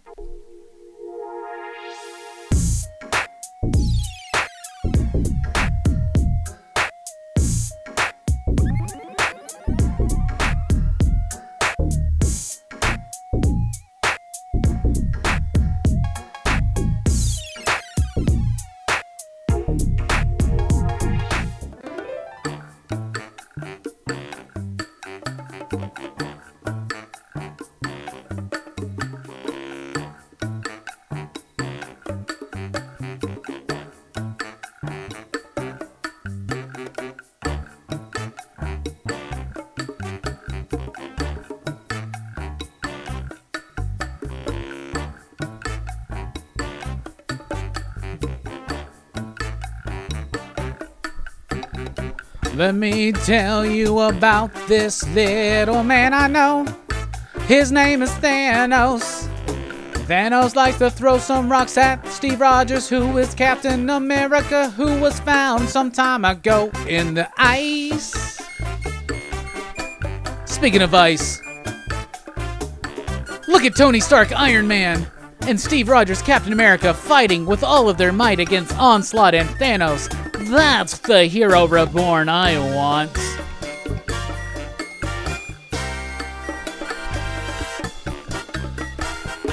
Thanos is nothing without the Infinity Gauntlet, some say.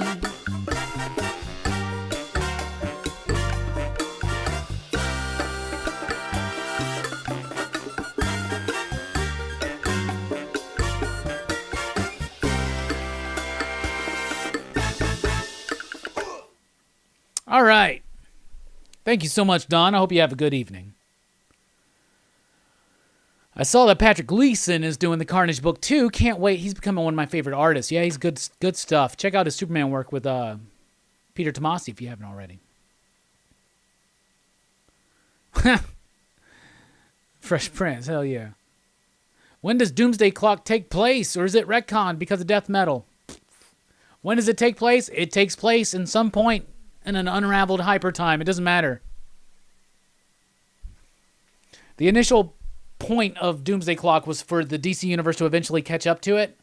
They've abandoned that. So it takes place as its own thing. That's what it is. Honestly.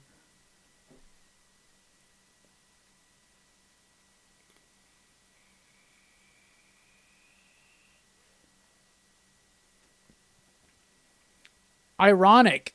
Look at that book. Didn't know that was the next goal. I have Blade the series playing in the background right now. Hell yeah. It's the goal because the PCP Army picked it.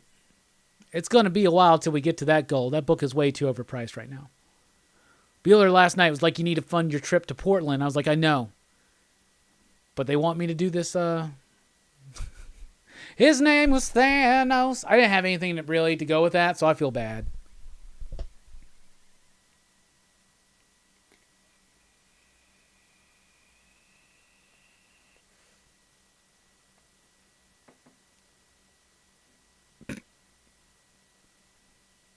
Leaked concept for the 11th phase of the MCU. You know it.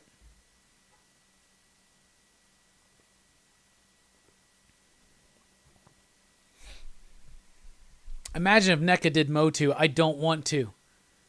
I don't want to imagine that. I don't want them to.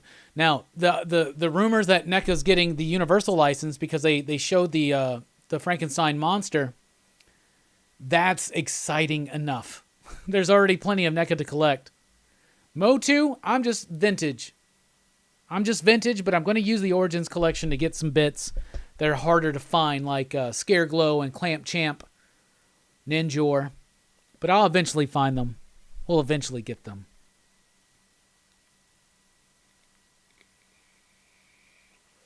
Does anyone still have their copy of Heroes Reborn 1/2 from Wizard? Station it, I do. I have to find it one day. I'm going to have to find it one day.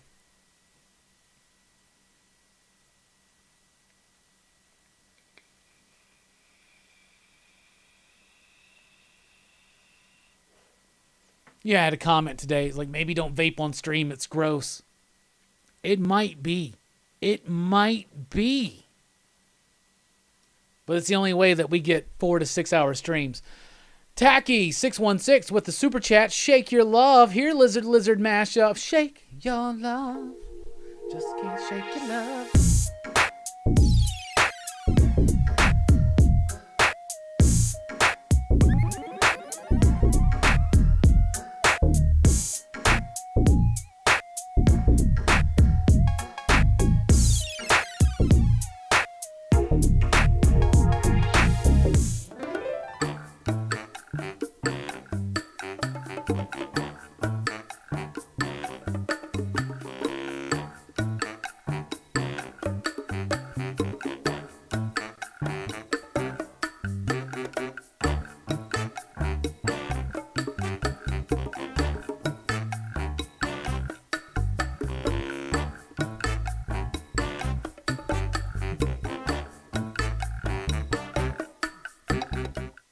All right, thank you so much, Tacky. Really do appreciate that. I have a lot of problems with NECA figures and quality. Sculpts look so amazing, but hit and miss on the plastic's incredibly brittle. I have just been told if something doesn't want to move, don't fucking move it. Like, I literally don't even move hardly any of my NECAs. Like, I get them out of the package, I change the head to what I want, and I move the arms to where I want if they can, and then there you go.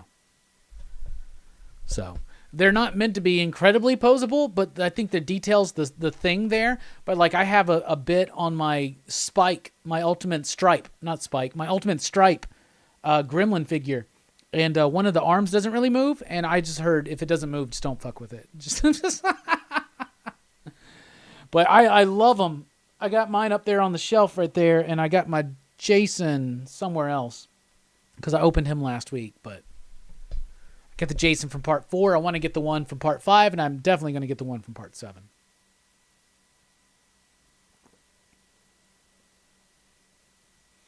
Yeah, Twitch, what'd you think about Middle West? I love Middle West. I think it's one of Scotty Young's best. Middle West is one of Scotty Young's best.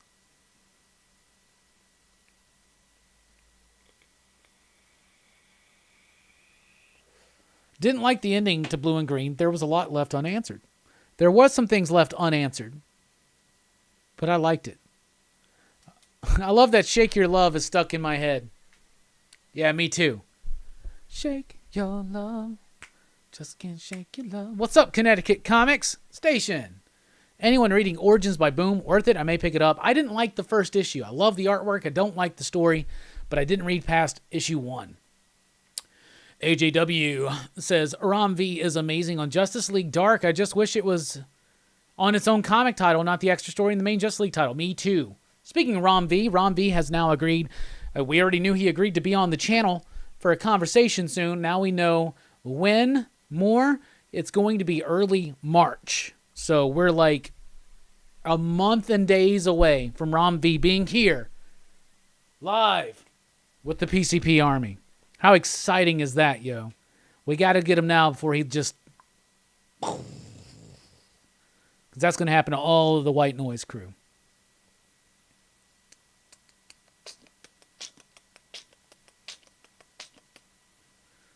Yeah, Ace, I saw your Jason that you posted in the PCP Army. The one from Freddy vs. Jason.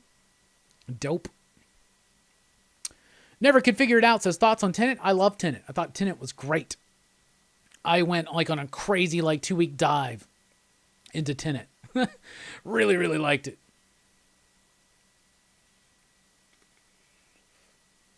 TSG Comics says, your boy just got himself a new computer to watch Rockin Robbie live on Station. Hell yeah.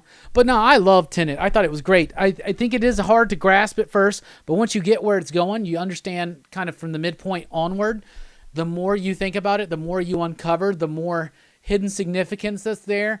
I thought that it was a cold film at first and not a lot of emotional weight to it, but the more I thought, the more theories I uncover, the more I've rewatched it. I think it's incredibly emotionally impactful, but in an incredibly subtle way that you really only pick out like on your second and third viewing.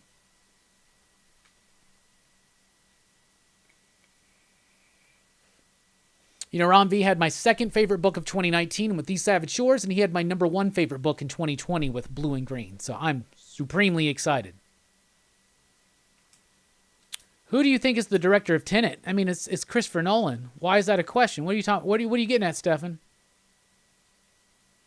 Oh, the director. Okay, I get what you're saying.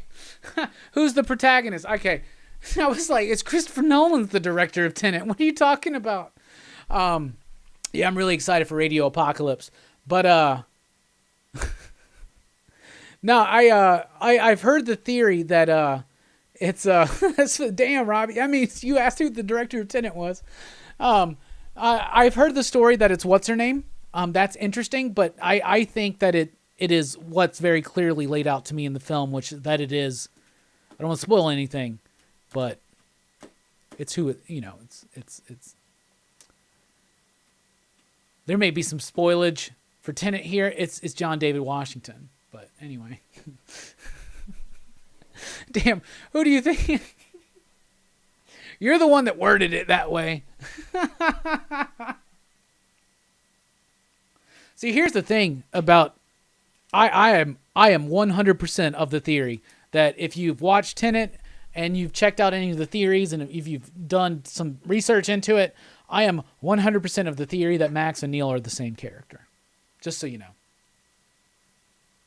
Maximilian in the French spelling, if you take the last 4 words and reverse it, like in a Tenet type way, if you invert it, you get Neil. Neil and Max are the same person.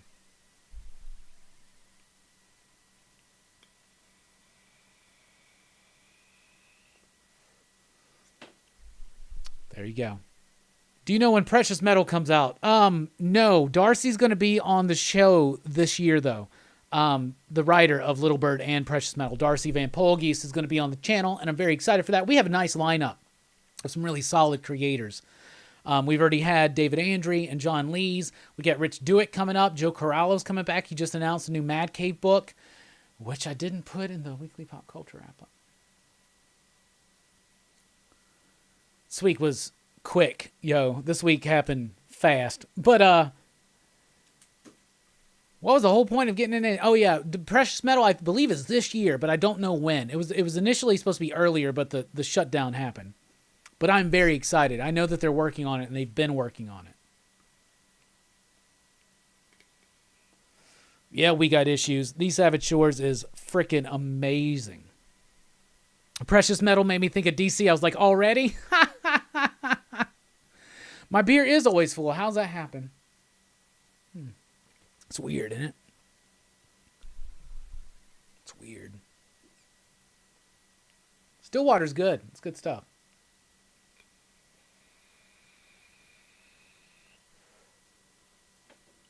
Yeah, what is that? It's weird, isn't it? It's just always full.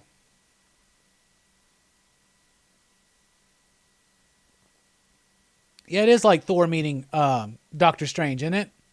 It's like, I hate when it gets stuck in my mustache. Look at that. How's it full again? What's going on? It's almost like I got a can of beer right here. What? I just wish. That would be cool. Man, I'd never leave the house. I get so fat. We got 69 people in the chat right now. 69 dudes. Hit that thumbs up button. Do we have 69 likes yet? We have 59. Come on, y'all. We can do better than that.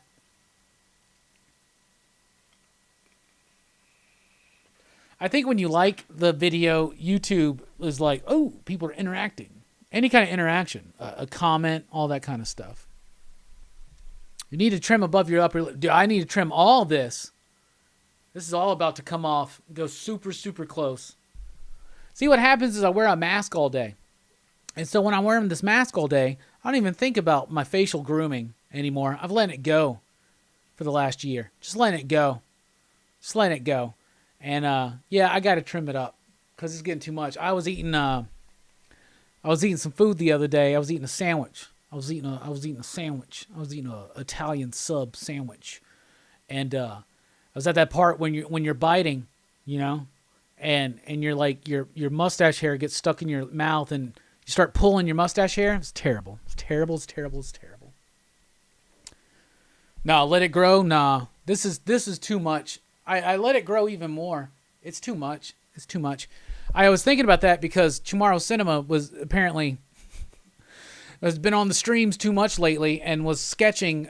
He sketched a Zordon version of me, so it's Zordon from Power Rangers, but it's my face. And I was like, damn, I am woolly looking in that picture. I've got to. Twitch says his beard's down to the chest. Now I can't let it go that long because it grows thicker here, and I'm always having to whatever. This isn't about facial hair grooming, is it? All right, y'all. It's time for the next segment of the show, and the next segment of the show is a critical incision on WandaVision. By the way, from this point forward, for the next few minutes, there will be major full spoilers for WandaVision Episode 4. So if you're not down, drop out for a while, come back in like 10 minutes, and we'll be good. Maybe less, I don't know. But here it is, a critical incision on WandaVision.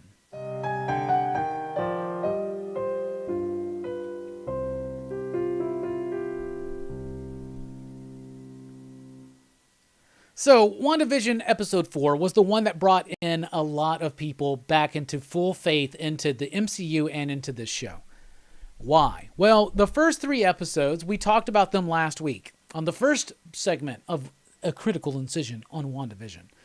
And I said that I believed that there was going to be episodes, since there was going to be 6 sitcom-themed episodes, it seems, and 9 episodes total. I said, I bet they do a whole episode about Monica's story and how, the other side of events. And literally, that was Episode 4. Now, here's the thing. Was Episode 4 the best episode of the series? No, I don't think so. In fact, all it did to me was just verify things that I already knew. Now, here's the thing. A lot of people don't just know this stuff. They didn't read all the comics. They can't pull it together from House of M and Disassembled and the WandaVision, and they can't, we can pull that, those of us that are in this and that have been reading these comics and these characters for years, we can see this coming. So this, by far, was the most MCU-feeling episode yet. And I think that's what won people over. Now, I thought it was rather bold that they went 3 episodes before they revealed this. Now, when they did their early sneak peeks to critics, which they didn't send me one, but that's okay, Marvel, whatever. You can pull a quote from me for a comic book that I didn't like, but you can't send me an early look at WandaVision, whatever. Anyway, so no shade thrown. No shade thrown. But, we definitely lost some people that didn't want WandaVision spoiled. This one definitely felt the most MCU because it goes back and it shows you what it's like on the other side. We now know that, yes, there's a bubble. Monica says in this episode, Wanda is doing it. There are other people that are playing these roles. Why sitcoms? Why the hexagon? The Agent Wu, is literally writing these same questions that we brought up last week. Right? He's writing them down. Kat Dennings' character from Thor's coming back. I thought that was cool. I know Justin shared some stuff in the PCP Army today about, wouldn't it be cool if they did, an X-Files type series with Wu and Kat Dennings' character? And I think that would be pretty neat.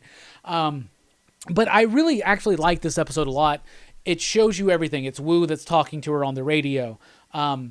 She's in this bubble, reality bubble. For some reason, it's literally a sitcom. And as soon as she said cosmic microwave background radiation, I was like, that's the stuff that you get when you watch, boob tube antenna television. You get the static. That's what that is. So I knew immediately, they're going into the sitcom. And I love the idea that they're literally watching it as a sitcom. That's kind of fascinating. So as an episode, I thought it was pretty solid, and it did a great job of bringing people back into it, because people that were kind of falling out because the first 3 episodes were so weird, because it's literally, like we said, 50s sitcom episode 1, 60s episode 2, 70s episode 3. Episode 4 peels back the curtain, lets us know. We know exactly what the helicopter is now. We know exactly who the beekeeper was. It all makes sense. There's something more sinister going on in the background, something that we don't know. Is it Mephisto? Agatha Harkness is involved. She is Agnes 100%. I feel like the theory of the neighbor, I can't remember his name, but the black dude, he is not Mephisto because we find out that he's just a normal person. But notice they did not mention Agnes. Agnes is Agatha Harkness. She is a witch. Witches are typically viewed in pop culture as worshiping the devil. That's Mephisto. So I think that the Mephisto logic is still very much alive and actually happening. And I think we're getting into a Rosemary's Baby situation here. Where I think that Mephisto is manipulating, along with Agatha Harkness, the birthing of these two children through Wanda's powers. I think Vision is, in fact, actually dead. I think that we're going to have a very freaking sad moment at the end of this entire thing when she realizes that he's still dead and maybe she's just been reanimating his corpse. How freaking creepy that moment where she sees into his corpse. But what I did like is, yeah, it just laid out a lot of stuff that most of us probably already knew was coming, right? But I think that it did it in a great way because it went back and it shows you some other things. It shows you bits from within the world. So all episode 4 did was confirm a lot of theories that a lot of us had already, but a lot of people who are not in on those theories, those people who haven't read Scarlet Witch and Vision in comics for 30 years, you know, and those people who don't watch Rockin Robbie live, they just didn't know. So it brought them right back in. I was very disappointed, by the way, just so you know. I'm not trying to throw shade at any member of the PCP crew, excitable we are, but Jelani said, yeah, episode 4 brought me back. You got me now. Bruh, you've read the same comics I did. He knew what was going on. Doctor Strange will probably show up. I would not be surprised if there's a post-credit scene at the end of WandaVision episode, season 1 totally, right? If there's a post-credit scene and it's Doctor Strange and it leads in, because we know Wanda's in Doctor Strange. We know Monica Rambeau's in that film, right? Do we know Monica's in that film? Maybe we don't. But anyway, I like the interpretation of the character of Monica. I like her backstory. Kind of bridging the gap between her appearance as a kid in Captain Marvel and where she is now, and tying it in with the whole snap situation and her mother's cancer. I thought that was very powerful. I love the dynamic between Agent Wu and Kat Dennings' character. I can never remember her character's name. So I thought that was fun and that was cool. I love this. It's quirky, you know, and even in the MCU episode, they keep it quirky. Like literally, she's tuning into television to watch what's going on. But I had a lot of fun with it. I'm digging WandaVision. I think there's a lot of stuff still to be revealed. And I am 4 episodes in more certain that it is Mephisto. Like a Darcy, that's her name. I am very, very certain that that's what they're doing. All in all, I love the interpretation still of respecting sitcoms. And why sitcoms? Because sitcoms are what... Wanda's not American, and American sitcoms are kind of like a sneak peek into America from a lot of people that didn't grow up in America, right? Maybe some of the earliest memories of America is watching things like Happy Days or The Brady Bunch or Family Ties, because Family Ties is the next episode, right? So I'm really liking the gist of it. I like that they took 4 episodes to get into this revelation because most of us could already see this coming. They were leaning into it. So it's not coming out of nowhere. So I'm really, really liking it. WandaVision, episode 4, super solid. I think it revealed a lot of stuff that we already knew. But it did it in a very fun, entertaining, very MCU way. And it was really brilliant to put this break right there after the first 3 episodes. Because even people that gave up, I bet went back this week and got caught up after hearing the reaction. And that was this week's Critical Incision on WandaVision.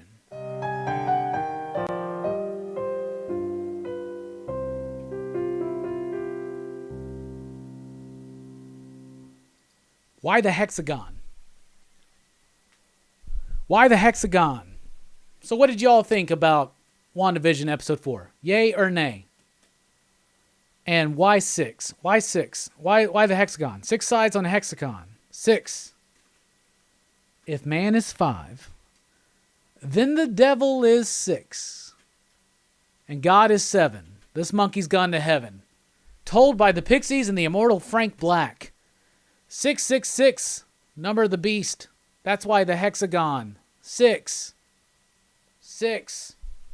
Hexagon. Hex power. Exactly, Mars. Hexagon. Hex power. You put a spell on me. There you go.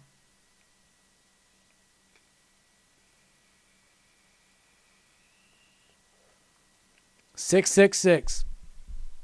The devil will show up in episode 6. That's a really good line of thinking because, okay, so we know we got 9 episodes. We've already done the first 6. 4 was, behind the curtain. We have the 80s, we have the 90s, and the 2000s. I know that we're doing those 3. I don't know if they're doing another one, 2010s or whatever. That leaves, 2 episodes? Maybe they do 2 more episodes kind of like this. Definitely probably the last episode's going to be full on outside of the typical spiel. They're probably going to do the 80s episode and the 90s episode, then break. Well, if they did 80s and then broke, that would be the 6th episode. So maybe something big is happening in episode 6. And the hexagons giving us, But yeah, hexagons, hex, spell, hex, 6-sided, 6. Like the Pixie said, if man is 5 and the devil is 6, then God is 7. This monkey's gone to heaven. WandaVision should cross over with Doom Patrol. Now that would be a multiverse of madness, wouldn't it?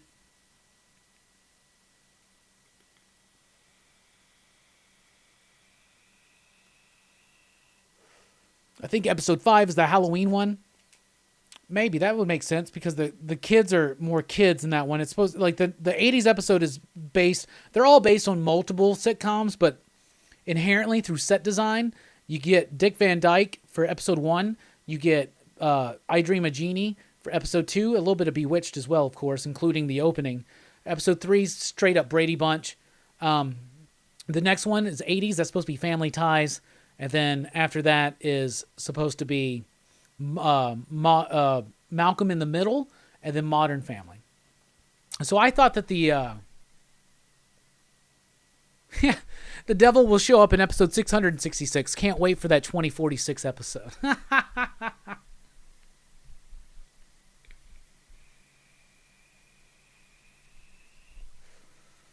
Hexagon's a symbol for Hive.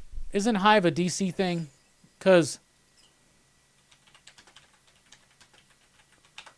let's see. I mean, Hive, okay, I get what you're saying. Hive is one of the Hydra characters. Okay, so maybe they are using that because they do like to pull from Secret Warriors. So maybe they are. But I think it's a reference to 6. I think it's a satanic thing. I think it's Mephisto. Pretty sure Twitch was right.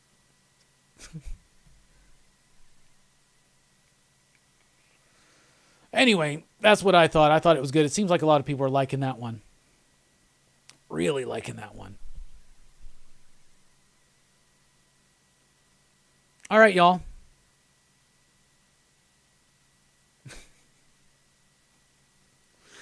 You're crazy, Eric. But we should look into that.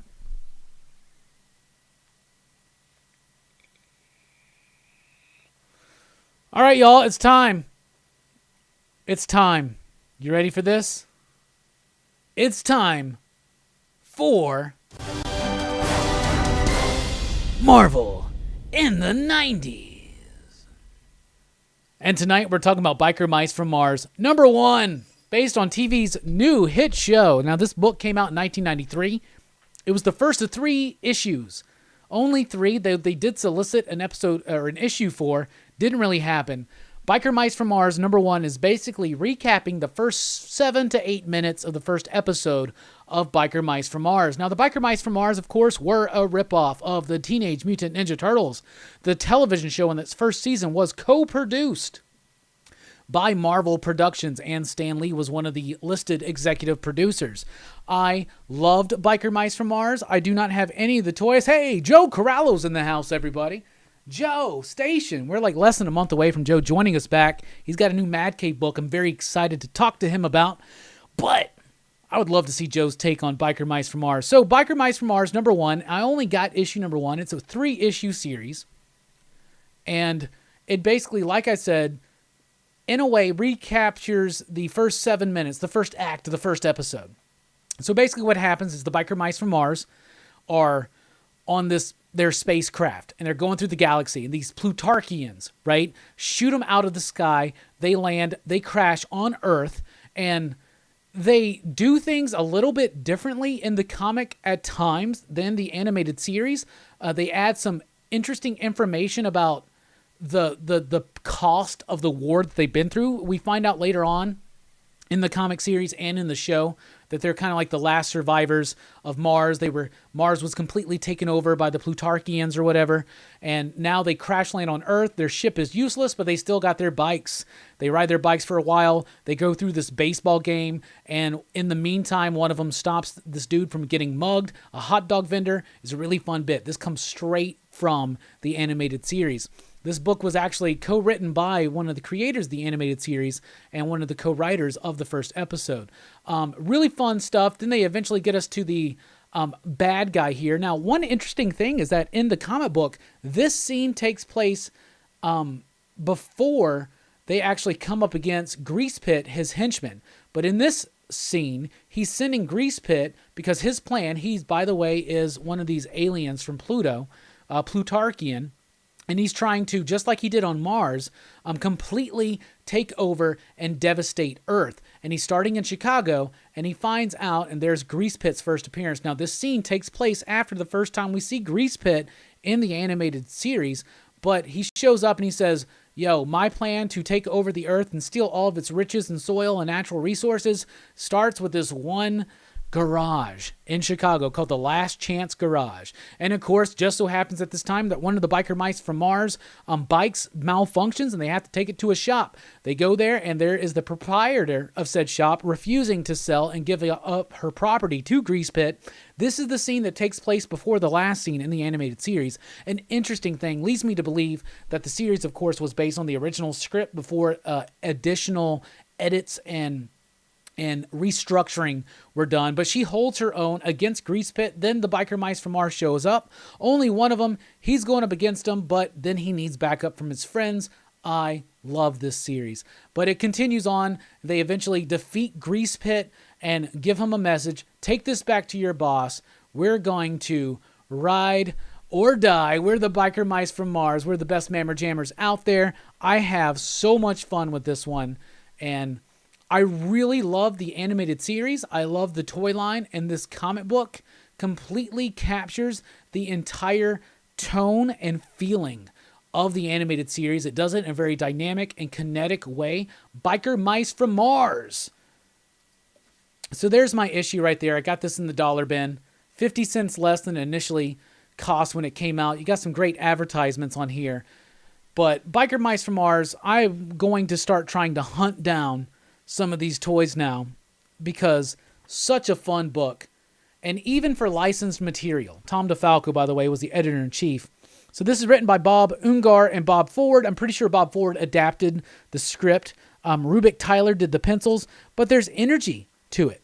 There's a lot of panache put even into a licensed comic like Biker Mice from Mars. You have a lot of cool advertisement. Let's go over them. Brax Rocks. I love those. They were like gummy rocks. Gummy rocks sold by a dinosaur with sunglasses on. That totally got me back in the 90s. Look at that. Clyde Drexler.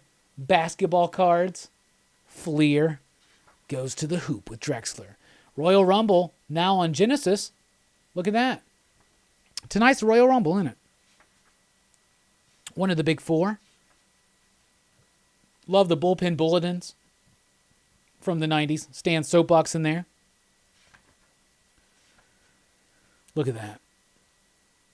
Do y'all remember the Pizza Hut X-Men thing? I had those videos. There was a conversation with it was Bob Harris, Fabian Nicieza, Scott Lobdell, I think, and Stan Lee. Oh, you bought a personal pan pizza, you got a glass. We'll get into that a little bit later.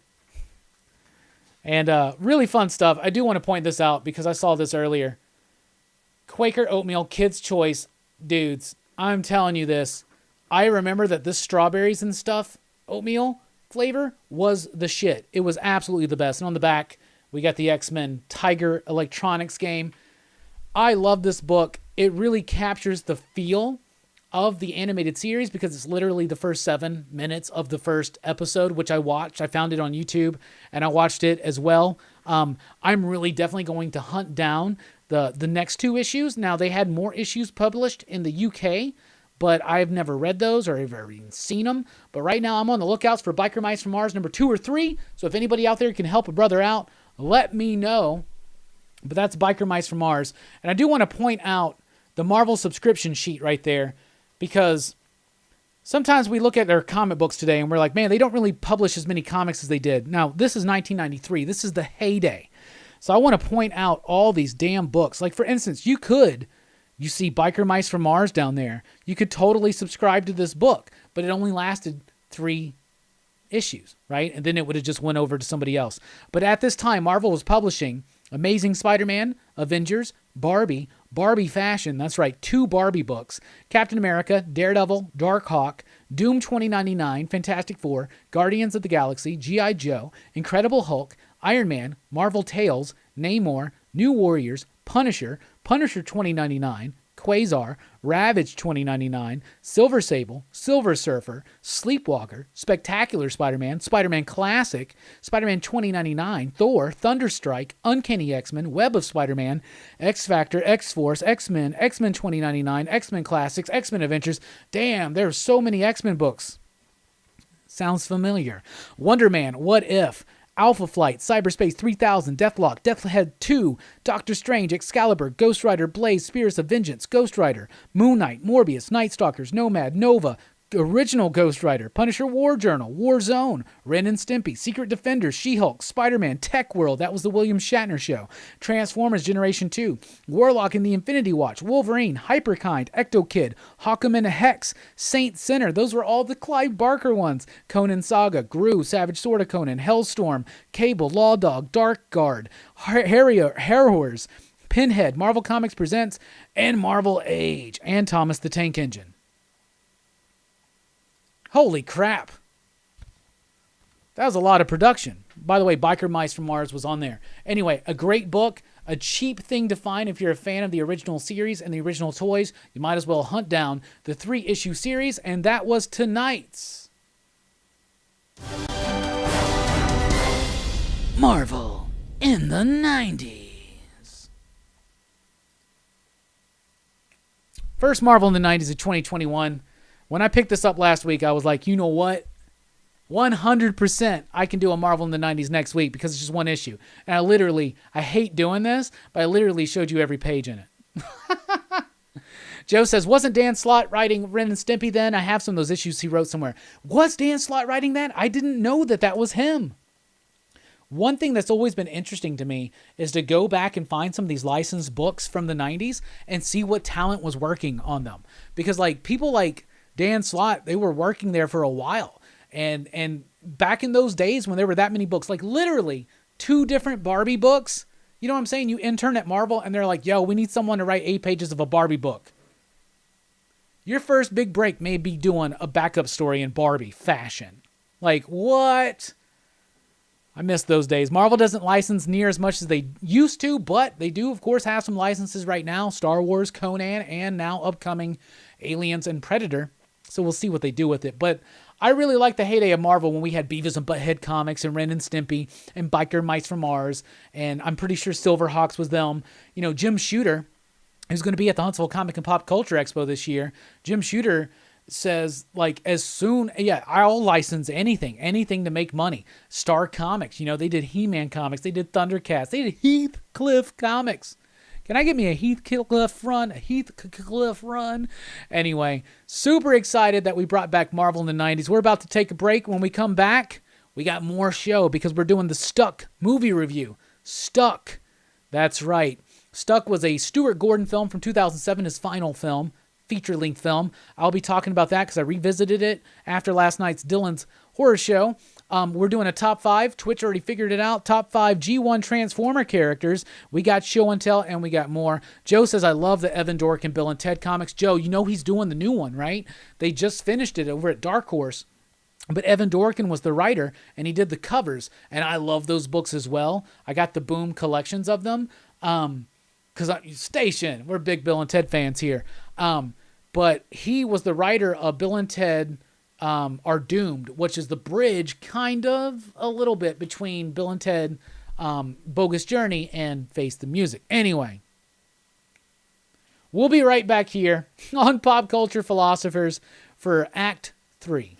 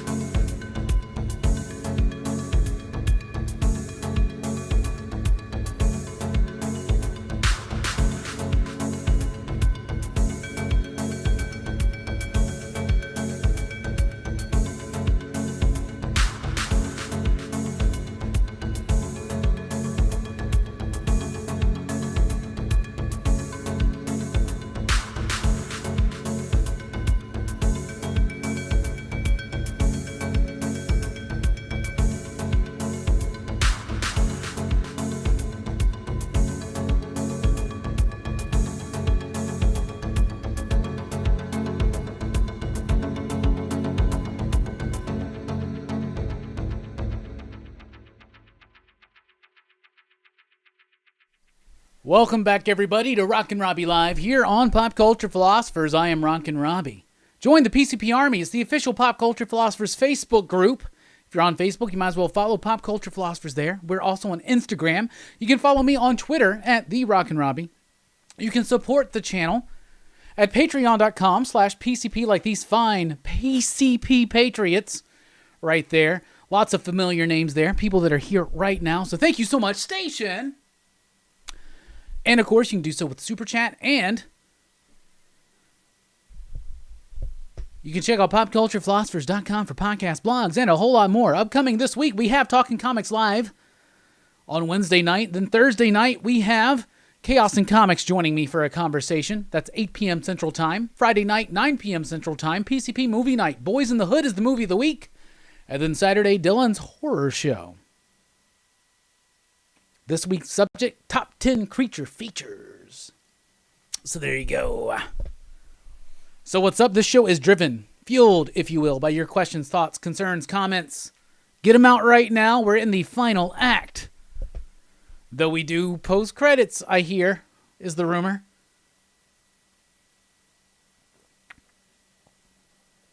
So how are y'all doing? What do you want to talk about? I did, throw out your questions right now while I'm waiting, because I'm behind you. I have some of my Madman books right here. So there's the Oddity Odyssey. This was the 2002 10-year anniversary Madman collection from Oni Press in collaboration with AAA Pop.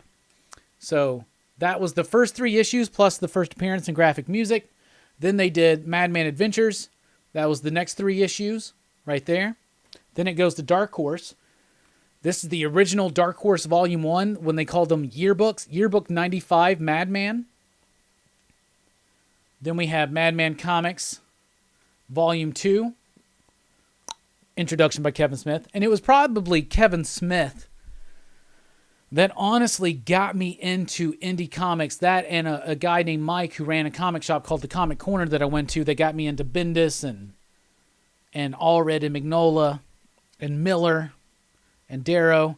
There's book 3, The Exit of Dr. Boyford. Book 3.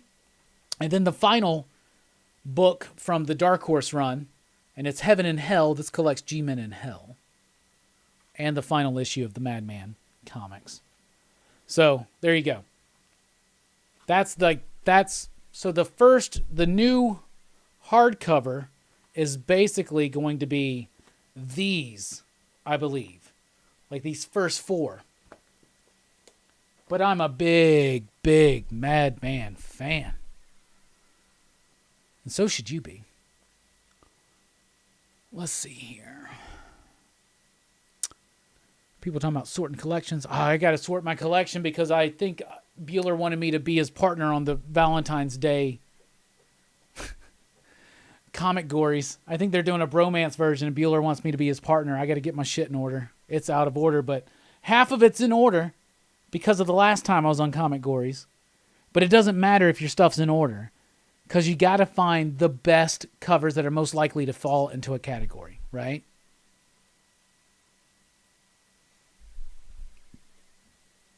Yeah, the new Avengers book with the Blade cover. There's a Blade variant that I don't buy Avengers, but I'll probably get that one.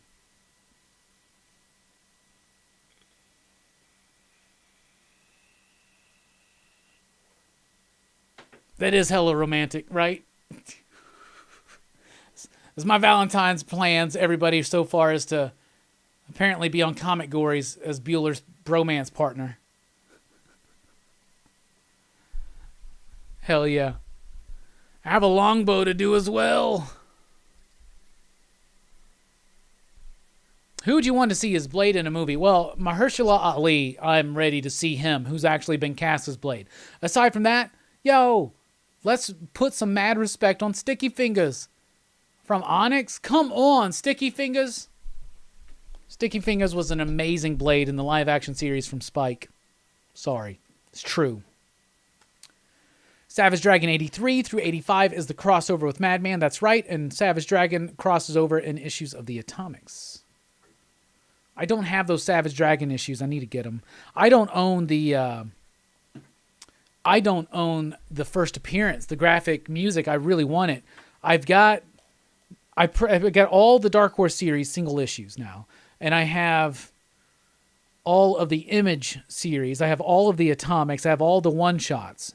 So all I'm really missing single issue-wise is the graphic music thing and his very first appearance, which I think there's even a first appearance before that that's even crazier. Creatures of the Id, actually, yeah. So yeah, Creatures of the Id and then graphic music. I don't own those ones. And then I don't have the initial 3-issue Madman Tundra series nor Madman Adventures.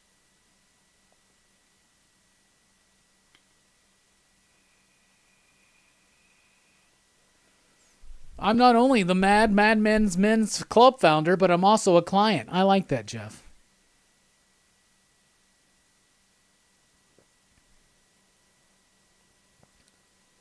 Man, Red Rick, I don't know how he feels. Bob's dealing, got a lot going on in his own personal life, so I'm honored that Bueller asked me to be his partner. We'll see if it pans out. We'll see what happens. They may be like, no, we don't want that guy. Him and the PCP Army, they're uproarious. They're hard to deal with. Everybody's always stationing everywhere. We don't know what to make of it. We think they're making fun of us. No, we're not. We're having fun with you. That's the PCP Army.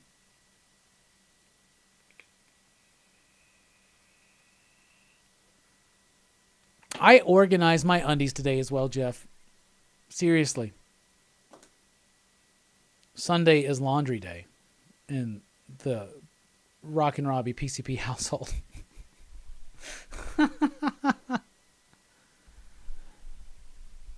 I wish I could quit you.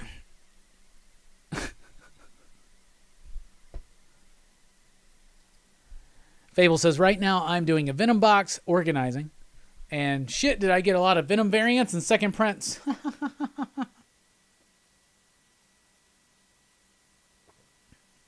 That's funny. All right, so last night,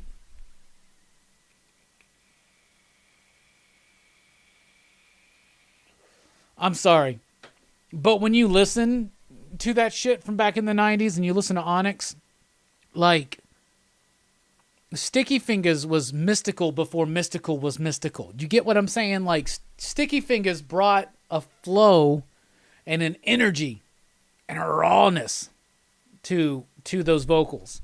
And I really think he did a great Blade. Sorry, I do. Boom. Yeah, I plan on getting Bob on a Talking Comics one day.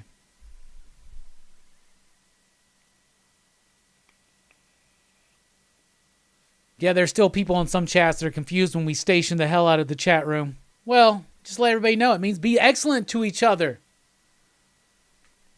Be excellent to each other. And party on, dudes. It's a greeting. It's like aloha. Mobb Deep is underrated. So is DOS Effects. Jeff Johns wrote a few Blade eps. Did he? From the I haven't watched that in a while. I think Tubi has it. I want to get the DVD. Blade did a weird thing, Spike TV Blade, where they did an unrated version that had like nudity in it. And so there's like two versions. There's like the store. I almost said store safe because that's what we call music that's store safe, right? At the shop. But there's like a store safe version, and then there's an R-rated version. That's pretty crazy. that they did that to begin with. Like, we're going to put some, like, nudity in Blade. And some F-bombs. More F-bombs.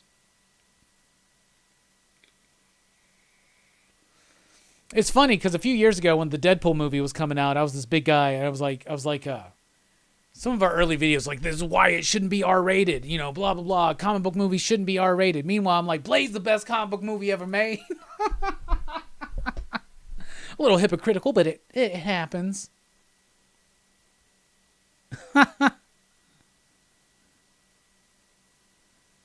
I love, though, I see people all the time. I get asked this question. Y'all get asked this question. What does station mean?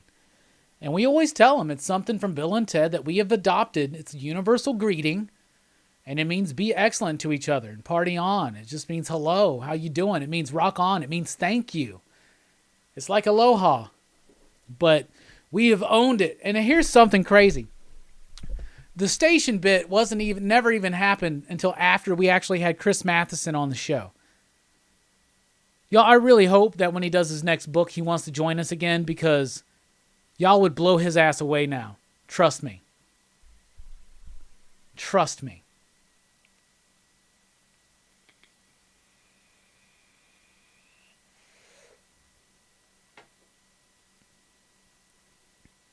Sticky's legitimately good in the show, though. As someone currently looking at it, yeah, production design and plot points sometimes falter, but he is, and it ends on a damn cliffhanger. He is amazing in that show, man, because he's not doing his Wesley Snipes. He's doing him as Blade, and it works.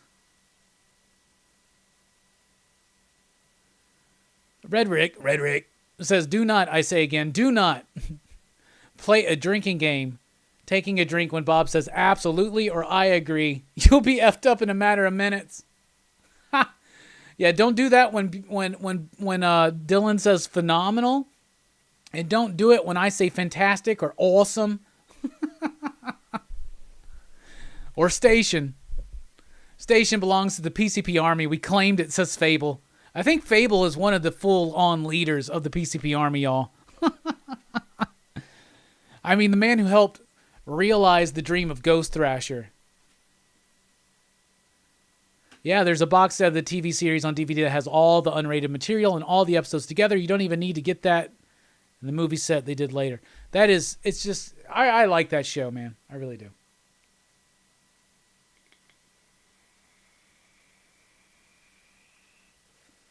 Only $12 on Amazon.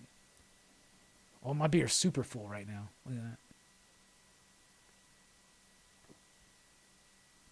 How did that happen? Hey, Dylan's back. Dylan! You son of a bitch. This is really cool that Dylan's here, because last night on Dylan's horror show, we talked about Stuart Gordon's career. Now, me and Dylan were both mad watching both Big Trouble in Little China plus Stuart Gordon horror films. And we had a great show. But at the end of the show, we talked about Stuck, which was in fact turned out to be Stuart Gordon's last film in 2007. And I had never seen it. I remember seeing trailers for it. I remember when it came out. And I remember I worked at a movie stop when it came out. And I remember wanting to watch it because I do like Mina Savari a lot. So, I watched it. So right now we're about to do a review of Stuck. So I watched Stuck, and it is absolutely phenomenal. Fantastic. It's directed, of course, by Stuart Gordon. It's written by John Stasic, right? Anyway.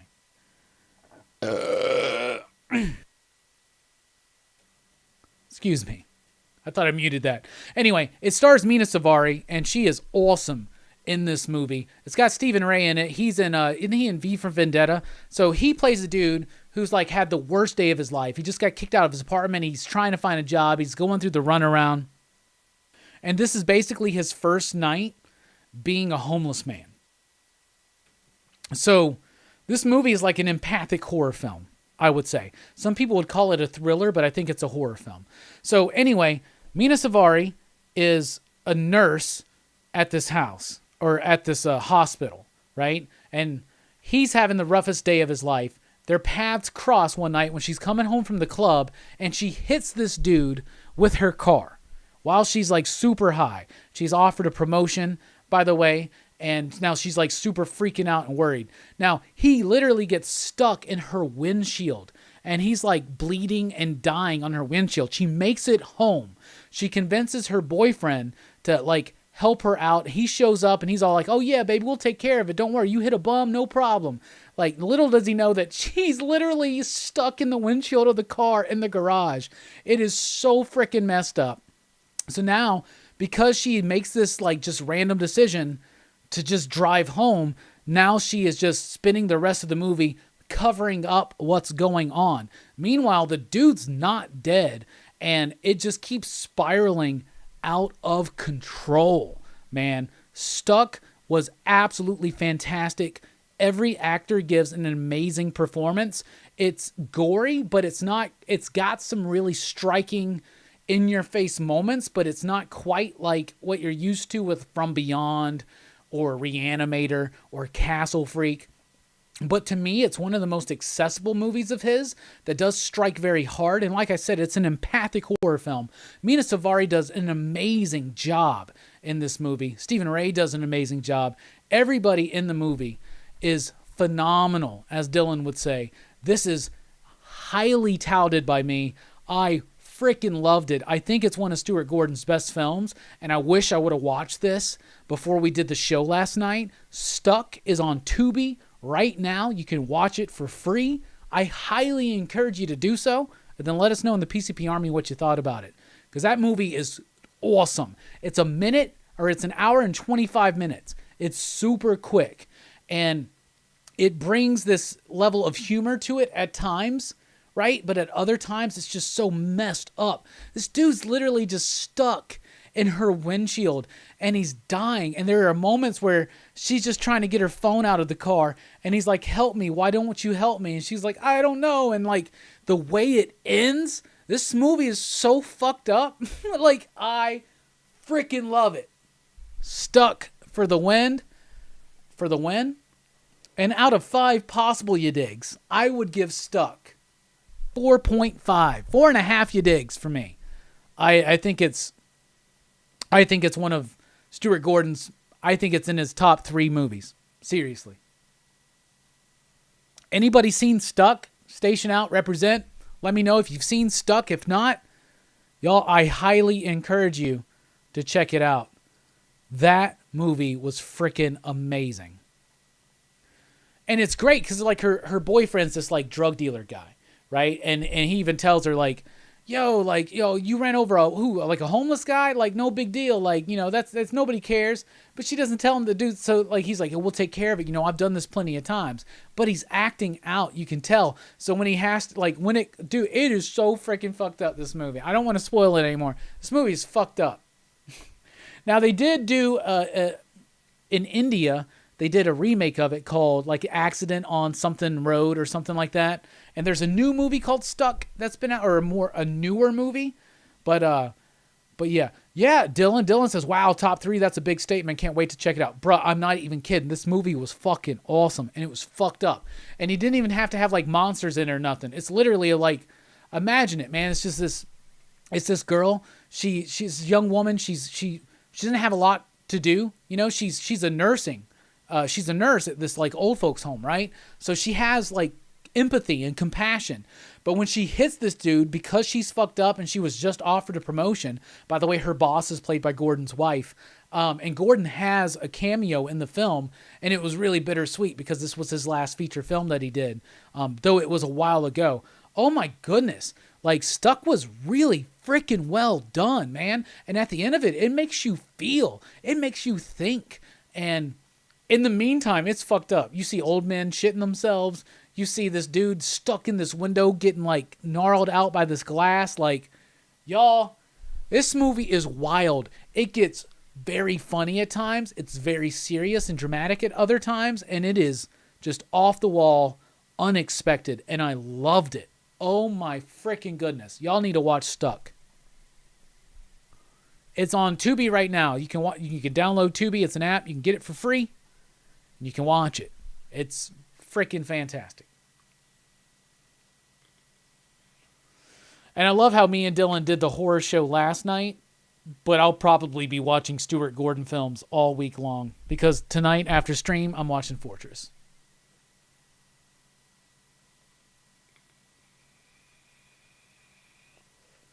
I love it. Plus, I'm not going to lie, man. I really like Mina Savari. I think she's really, really good. Nah, I don't have Discord. Tubi does have ads, but they're not as obnoxious. I deal with more ads watching Hell's Kitchen on the Fox app than I do watching anything on Tubi. So there are ads, but it's not super obnoxious. But it's a way to watch it for free.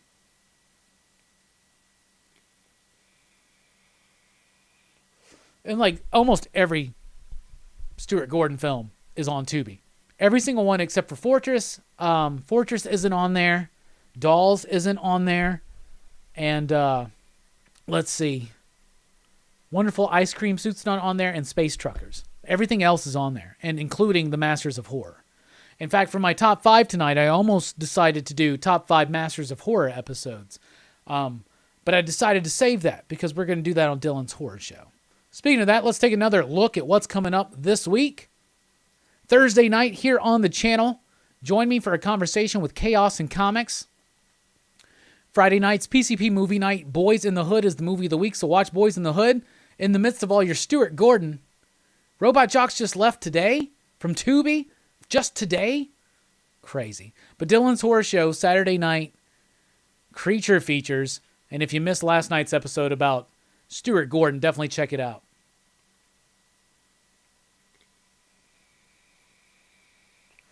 Are you telling me Robot Jox just left Tubi today? I'm so devastated. Is it better to stream or have a Blu-ray? It's always better to have a Blu-ray if it's a movie you like. But it's better to stream it for free with commercials for a movie you don't even know if you like. I may tell you that Stuck is an amazing movie, but you may not like it. I freaking loved it. It's got a tonal shift at a certain point. This movie takes itself incredibly seriously. Then it hits a point where I feel like they had to go into a little bit of comedy. But it's not comedy that feels out of place. It's so fucked up. It's like, I'm just saying, man. I don't want you to think that you're going to watch this like gnarly, like gross movie. You're not. But it is a movie that is about empathy. It's a movie about what it means to actually care for somebody else. And it's a movie about how sometimes when certain situations arise, we will all choose ourselves. And, oh my God, the way it ends, y'all, I can't wait to talk to you. We're going to do a PCP movie night on this one day. I'm serious as shit because everybody needs to watch this movie. And people will say it's not a horror film. They'll say it's a thriller. It's a horror film. It is a horror film. Yeah. That's freaking Stuck. Stuck is the movie we're talking about. Let me find the button. It's from Stuart Gordon. It's from 2007. Mina Savari, Stephen Ray. And yeah, he was the cop in V for Vendetta. Fantastic movie. About a girl that hits a bum. He gets stuck and dying in her windshield and she goes home. And then it's about her trying to deal with this. And it just keeps spiraling further and further out of control. And it's just freaking wild.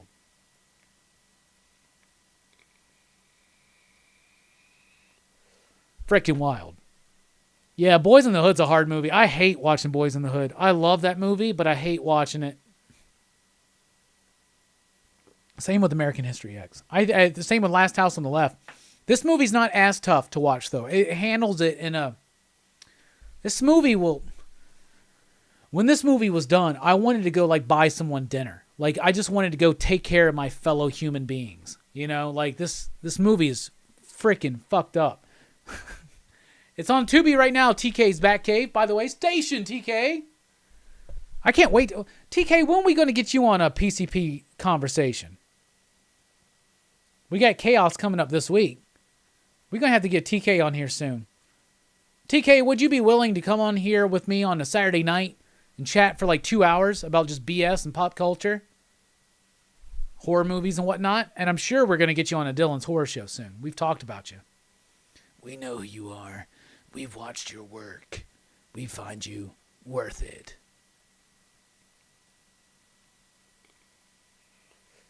Is there a Teen Dog Shades night in the future? I've had this question. First of all, the last Teen Dog Shades night, we actually did an hour.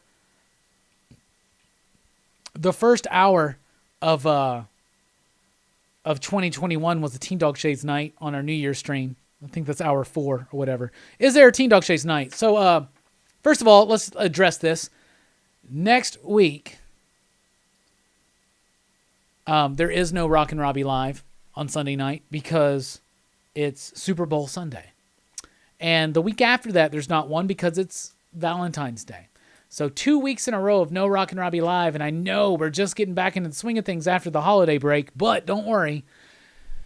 It's a whole new Rockin' Robbie Live after that. Well, it's not a whole new Rockin' Robbie Live. It's the same thing, just we've already started with some of the new graphics, but whatever. But yeah, there's going to be some random live streams in between there. But we have a lot of cool, exciting content. But I will tell you this. I'll go ahead and commit to this. When Rockin' Robbie Live returns in 2 weeks, after tonight, 2 weeks, the proper Rockin' Robbie Live, the proper Roppin' Live,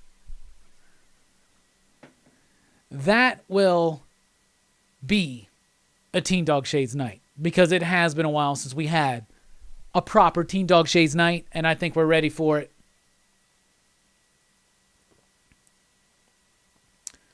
Yeah, Dylan, I know TK needs to be on the horror show. We talked about that already. Just what do you want to get him on? Send him the list. Send him the list and see what he wants to be on.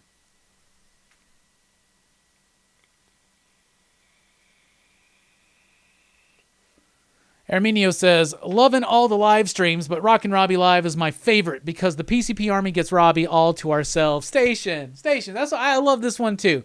I love chilling and doing movie night. I love having the conversation with comic book creators and comic book YouTubers. I love doing Talking Comics Live. I love doing the monthly stream. I love them all. But this is my favorite show to do because I get to interact with you, the PCP Army, directly. I've gotten to know so many of y'all. You know, I feel like Fable and Hermione are my homies. I feel like if I went to New York, they got me. You know what I'm saying? Like we go get like some Gray's Papaya.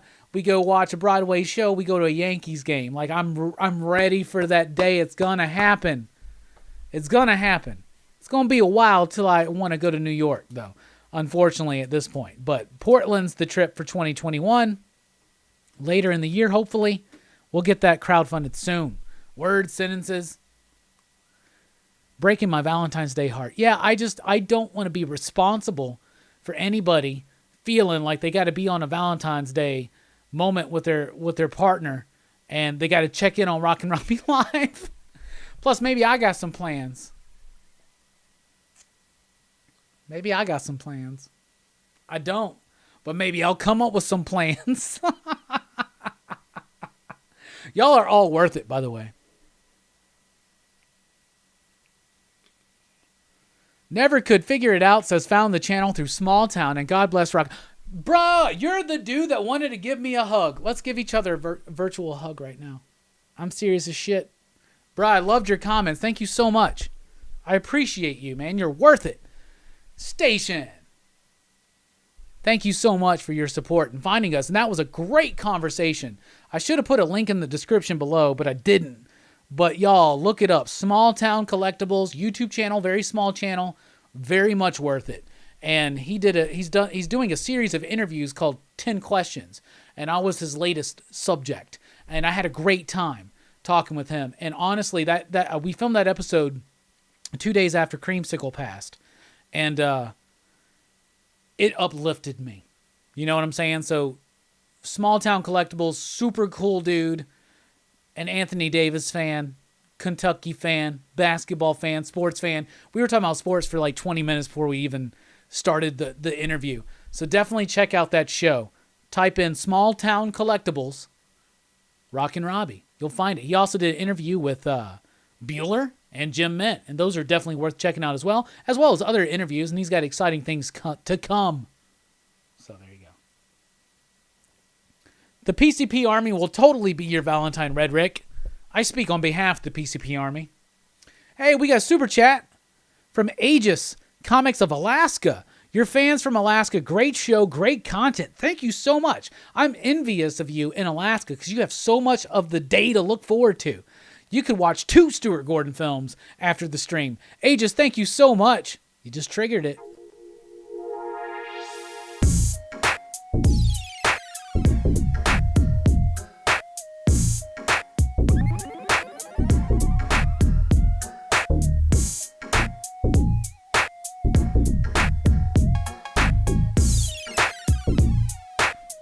Yo, don't need a degree in biology or psychology. It's just a thing to me. You never understand where you're meant to be until you're there, and you never know till you look back what just happened. What, hey, that's where I was meant to be. You never know how it's gonna be.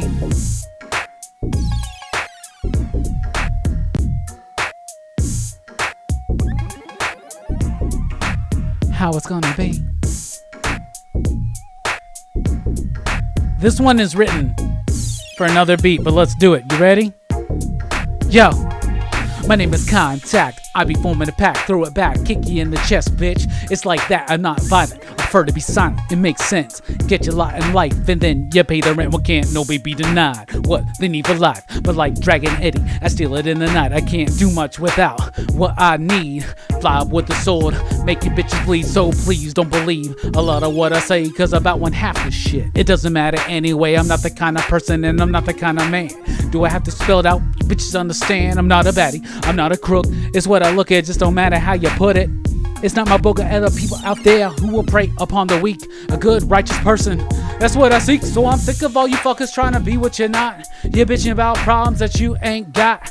I'm trying to keep it real while your ass is on a steeple. A message for you, fuck all you stupid people. Paint a picture, paint a... What? I paint a picture, perfect picture, but...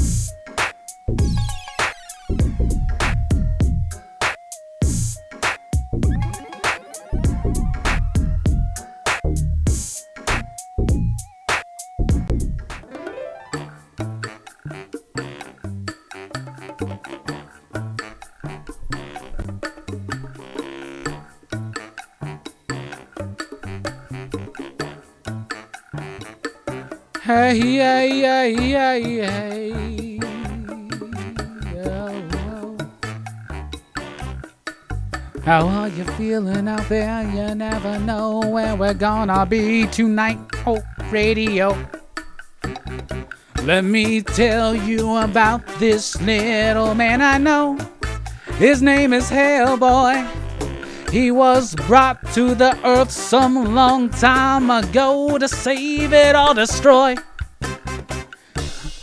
Brought to this earth by Rasputin, son of a demon and a nun who had sex with a demon, but was raised by Professor Broom. Now he fights evil and monsters. Yeah! And he fights with the nectoplasmic mess named Johan. Now he fights with the fire starter named Liz. And then Fishman, whose name is Abe Sapien. BPRD. Ha! Dun dun dun dun dun dun dun dun dun dun dun dun dun dun dun dun dun bum bum bum bum bum bum bum. That shit gets stuck in my head, y'all. Fable, you ain't the only one. Paint a picture. I paint a perfect picture. Man, Tupac was like the best. Who's the greatest lyricist out there, y'all? Tupac's one of them. Rakim's one of them.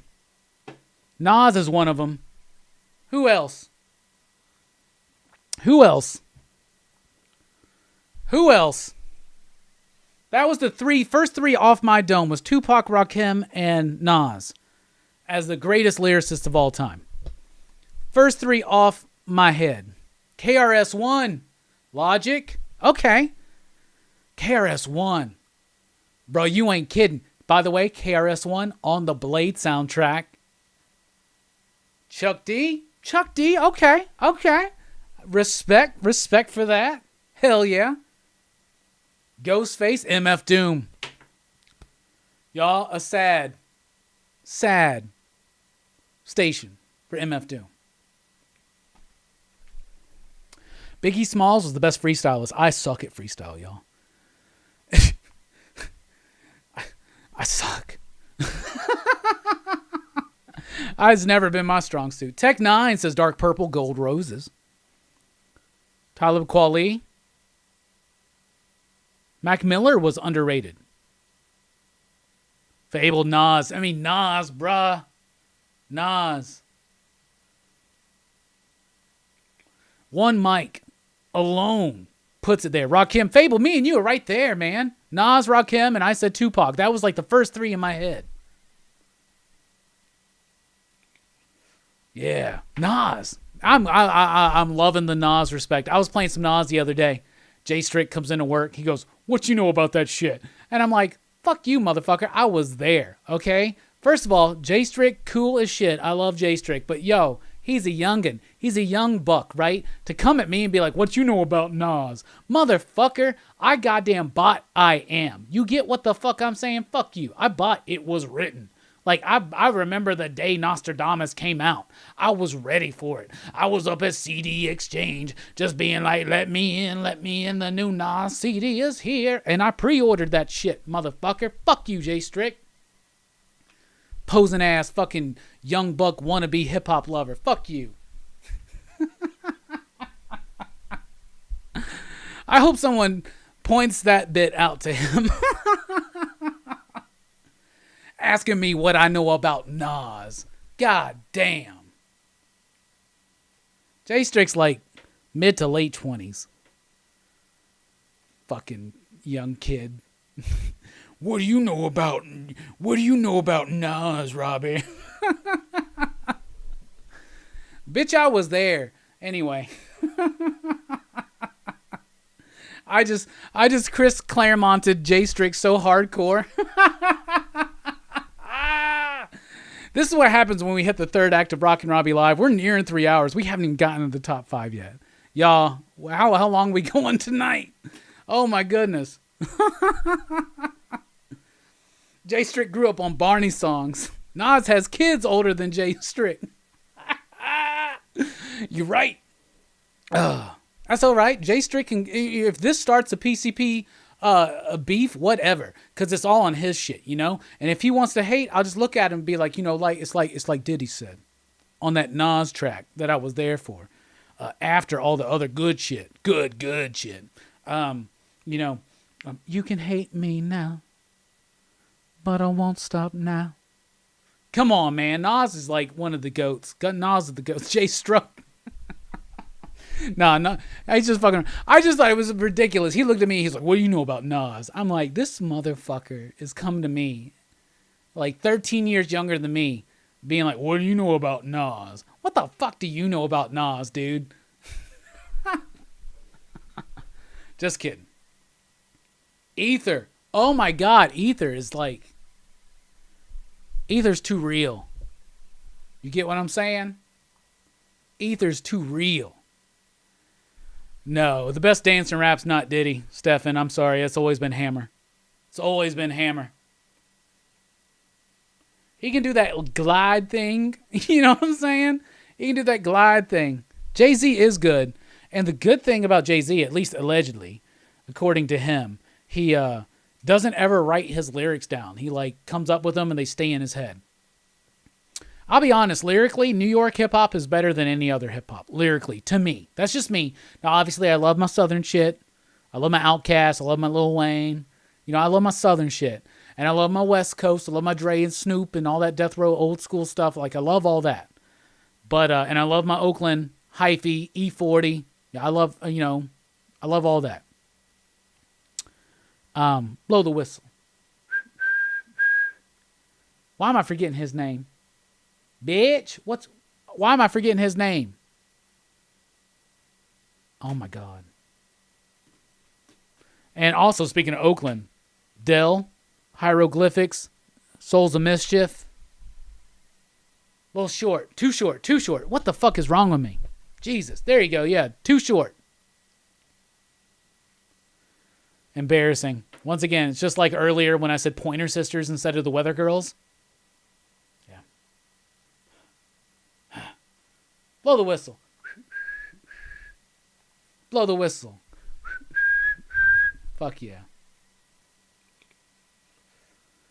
Public Enemy was like Rage Against the Machine for rap music. Well, that's really funny. Did you know, Prophets of Rage? Chuck D, basically with the band of, dude, where's Zach De La Rosa? Like, he did that fucking one song that was so dope. What was the name of that song? It was like years ago. Anyway. Well, I'm Eazy-E. I got bitches galore. You may have a lot of bitches, but I got much more. Hell yeah. Eazy-E was a terrible rapper and lyricist, but he was amazing. I love West Coast shit. In Oakland and SoCal, they have such a different style, and I love it. Like, the Oakland Bay Area sound is way more New York to me than SoCal, like the LBC type style, the Compton stuff, the Dre wave. But how's Dre doing, by the way? Anybody know? But lyrically, the Oakland style is crazy, but they got a different syncopation, a different style, and a different flow than New York does. But New York, to me, has always been the most lyrically efficient, resonant, and poetic. Kanye West is, I think, Redrick, one of the absolute best hip-hop producers we've had in the modern age, but I do not think he's a good lyricist. In fact, I love the Kanye Jay-Z album, Watch the Throne or whatever, right? I love that album, but that album just shows you how weak Kanye is as a lyricist compared to Hova. You know what I'm saying? I've never been to the Bay Area. I'd like to visit it. I'd love to. I'm a big athletics fan. We used to have a team here, a baseball team, the Huntsville Stars. When I was growing up, our affiliate team was the Oakland Athletics. So, Jose Canseco and Mark McGuire would come and play here, and it was really, really fun. So I would love to visit the Bay Area and catch an Oakland A's game in particular. And I think the Giants have one of the best ballparks out there, period. The A's park is terrible, but I got in trouble in school, fucking elementary school, for listening to Two Live Crew and for listening to NWA. Didn't even know what the hell I was listening to. Let's be honest. Busta is great.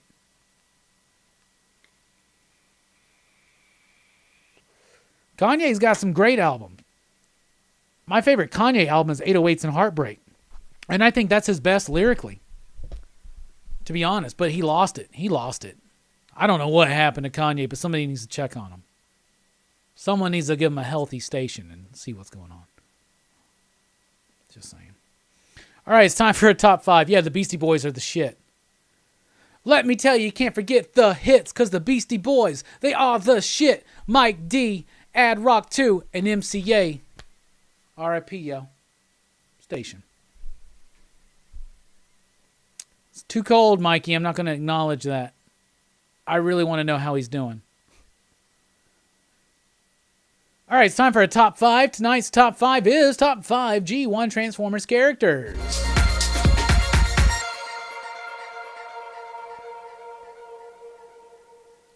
At number 5, I've got Optimus Prime, because you got to have Optimus Prime on this list. He's a great character. He's a great toy. And when I'm talking about G1 Transformers characters, I'm talking about characters in the show and even in the movie, right? But a fantastic character, one of my favorite Autobots, if not my favorite. Maybe there's another mention you're going to get, but I love the Decepticons so much more. But Optimus Prime with Frank Cullen voice, untouchable. At number 4, Starscream. I love the pitifulness of Starscream and how it continues on throughout the series into the movie and then even into the episode where he's haunting everybody as a ghost. Starscream is the best wannabe leader sidekick out there. He's always plotting against his leader Megatron, and just such a great figure as well. And I love the Seekers, and Starscream, of course, is the leader, so you got to give him mega respect. Fable, you're going to really like this top 5. At number 3, I got Grimlock. Grimlock, no fool, me no dumb. I love Grimlock. First of all, in the show, so stupid, so goofy. The Dinobots were awesome, because what's cooler than toys that turn into tape recorders, guns, and automobiles and jets? How about things that turn into dinosaurs? Now, but when I first met Grimlock, Power Rangers wasn't even a thing. You get what I'm saying? So I absolutely love Grimlock. A great toy. Really looking forward to getting the 86 version of this. At number 2, Megatron. Megatron's the best one. Frank Welker's voice, so iconic for Megatron. He's got this echoey, reverbery type thing, but it's straight up natural. I do not have the original toy that came into a gun. I really want to get that one. The gun mode looks badass, but honestly, the robot mode always kind of left me like a lot to be desired, but such a great character in the show, and I loved it in G2 and onward where they made him a tank. I think it's really cool, and he doesn't leave himself to just, I thought it was always kind of dumb when he turned into a gun and wound up in the paw of Starscream. But at the same time, Megatron is still one of the best characters in Transformers, period. To me, second best, because number one is Soundwave. Come on. Talking about Frank Welker. What a more iconic voice than this. Putting a robotic filter, a digital filter over your Dr. Claw voice. Soundwave was amazing. He became a tape recorder with a microphone back in the days when Soundwave was a toy that you could buy on shelves. I was sitting there with my cassette recorder with my cousins making fake radio shows, what would eventually become known once the internet was a thing as podcasts. And it was all a fascination with audio technology that led me to love Soundwave more than other Transformers, especially that voice. He is still my favorite Transformer. I don't have any G1s except for my Sea Sprays, because that's a whole thing we'll get into one day. But I don't have any G1 Transformers, but I do want a G1 Megatron, but more importantly, a Soundwave. And now I got a new Soundwave, and we'll be opening it soon, one day. So at number 5, Optimus Prime. Number 4, Starscream. At number 3, Grimlock. At number 2, Megatron. And at number 1, Soundwave. And that was my top 5 favorite G1 Transformer characters. What are yours? Let me know.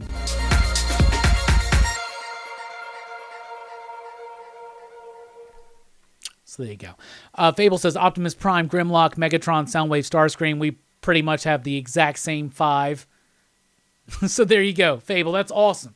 Fable, you're my Transformers brother, man. Hell yeah.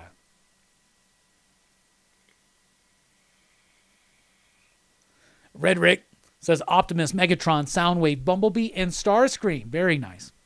Jeff says Soundwave, Jazz, done. Stefan says Blur. I told Mike, I was like, I don't want the Blur figure. Because we have an original Blur figure that came in. He's like, you want that? I was like, no, Blur's like my least favorite character. Blur and Wheelie are like, to me, the worst in that damn movie.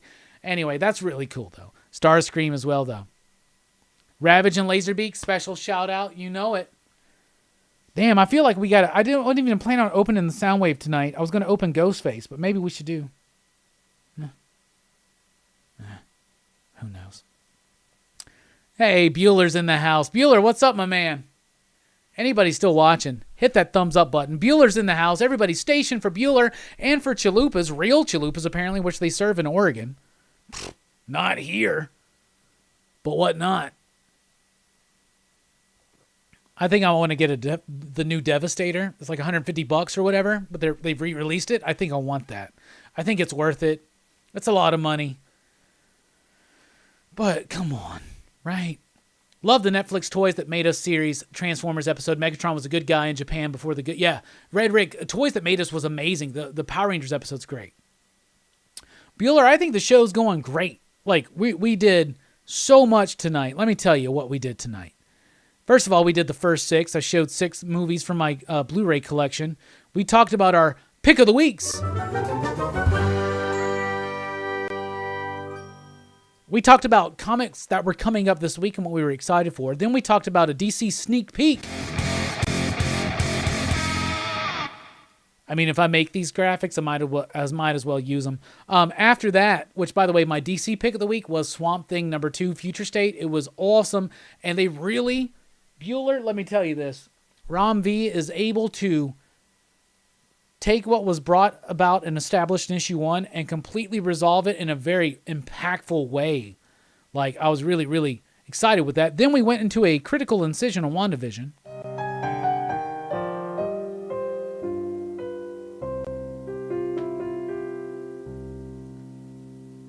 Then we did an episode of Marvel in the 90s, which was all about biker mice from Mars, issue #1.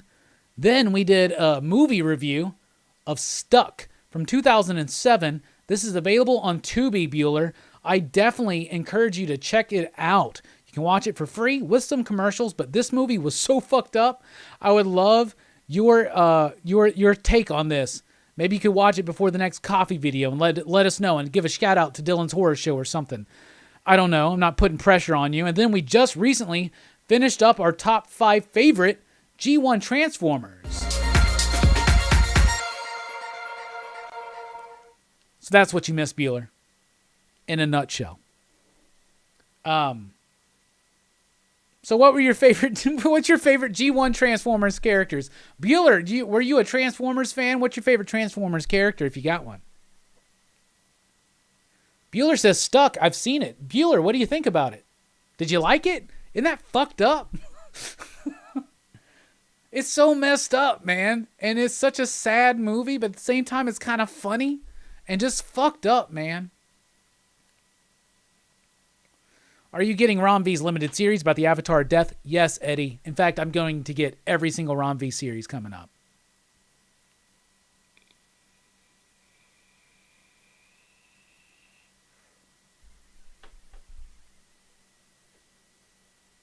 Did you see the Thundercat the tank by Super 7? Yeah, $450. Jelani is really thinking about it. I should give him $20 and be like, this is for it. Here you go. It's from the PCP Army, $20. Any donation from this point forward will go to Jelani's Thunder Tank. Peace out, Eric. Bueller, what do you think about Stuck? Did you like it? Bueller said he had Soundwave. That was his favorite. Soundwave's my number 1. That was my top 5. In case you missed it, my number 5 was Optimus. Number 4, Starscream. Number 3, Grimlock. Number 2, Megatron. And number 1, Soundwave. Did anyone here enjoy watching GoBots? Yes, Lewis, I did, because I had more GoBots when I was a kid than I did Transformers. Because they were cheaper. What's your top few Rom V books prior to Swamp Thing? Straight up. Blue and Green. My number 1 book of 2020. These Savage Shores. My number 2 book of 2019. Then Paradiso, Graffiti's Wall. Those are fantastic books. Bueller says, Stuck was disturbing. Yeah, it was, man. It's fucked up. I love that moment. I'm not trying to spoil too much, but the moment at the end, so why didn't you help me? I don't know. Like, it's just, goodness me. Anyway, it's show and tell time. So speaking of Transformers, I don't have, like I said, any G1 toys except for the Sea Spray. But I do have a G2 Optimus Prime. I've showed it off a while ago, but I do want to show it off again. There is my G2 Optimus Prime. It's pretty much the same toy, but it's just a different, like that's black instead of gray, and it literally says Optimus Prime. I thought they were robots in disguise. So you take it off. There you go. It does come with this little extra bit that's supposed to talk. Now, I did put batteries in it earlier, and you can still hear it, but it's like, it's really weak. So that the sound bit's kind of gone out of it. But there's the trailer. Obviously, these pull out so it can be sturdy. Inside, yes, we got Roller. And then it opens up. And all this glory's inside. Really cool freaking stuff. And there's a launcher for Roller. Always cool. I do have all the tubes and the guns and everything, but they're in a separate thing. But all that is there and intact. So there's that. And then, of course, there's the figure. And, of course, they did a repro. This is pretty much like the original exactly. And let's turn it into Optimus. It's a very simple transformation that's very intuitive. He's got little hands you have to put on there. Like I said, the guns and everything are put up right now, but there's Optimus. Pretty dope. So there's that. I opened this pop-up the other day, but there is my Officer Mac. I got a Mayor McCheese. Now I got an Officer Mac. Next one's going to be Grimace. Haven't picked that one up yet. I showed this one off already, but there's my Michael Jordan starting lineup on card. Messed up card, but just got this on Saturday, I believe, or maybe Friday. Yeah, I got it on Friday. But you know me, I'm a big starting lineup fan. I feel bad for show and tell because if you watch all the other streams, you've seen a lot of this stuff. There's my Arrow edition of Southland Tales. I talked about how it came damaged. There it is right there. It's like completely damaged. It's all missing. But they told me they couldn't replace it until March. So I'm thinking about just being like, F that. There's Brett Hess's cover for I Breathe the Body #1. I got from Hive Comics, an exclusive, limited to only 300. What a fantastic cover. What else? There's my Iron Man 2020. Mike Matthews gave me this. It was a gift. I hear a rumor that we're going to open that up on a post-credit scene. But right now we're going to open this up. We're going to open up my Ultimate Ghostface figure from NECA. By the way, the green face glows in the dark. So we're going to open this up right now. So let's do it. Any of y'all out there have NECA figures? If so, what's your favorite ones?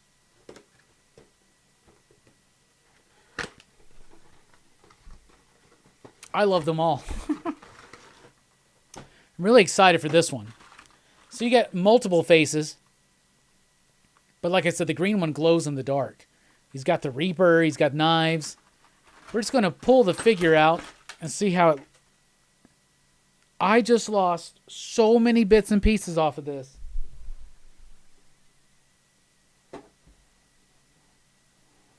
All right, I found 2 hands.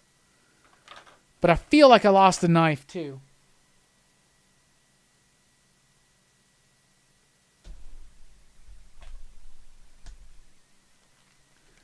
God damn it. Anyway, we'll find that later. Yeah, I did lose a knife because there's supposed to be 3 and I found 2. God. Those knives are literally like the same color as my carpet. All right, let's see if we can get this thing out. All right, that's easy. We got him out easy. So I don't like cloth figures, but you can't go against cloth figures for a ghost face. I'm not going to try to move too many pieces, so let's just kind of look at it on its own. Looks like a cool figure. Needs some tweaking to make sure that you can see everything. Like I said, he comes with a lot of weapons. I lost a knife.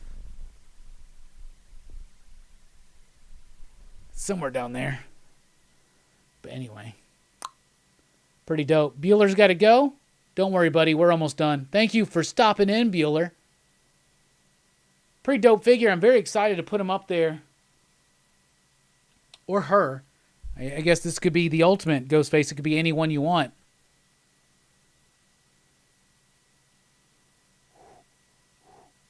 But yeah. Damn it. What knife did I lose? Let's get a knife in his hand. Or her hand. You never know.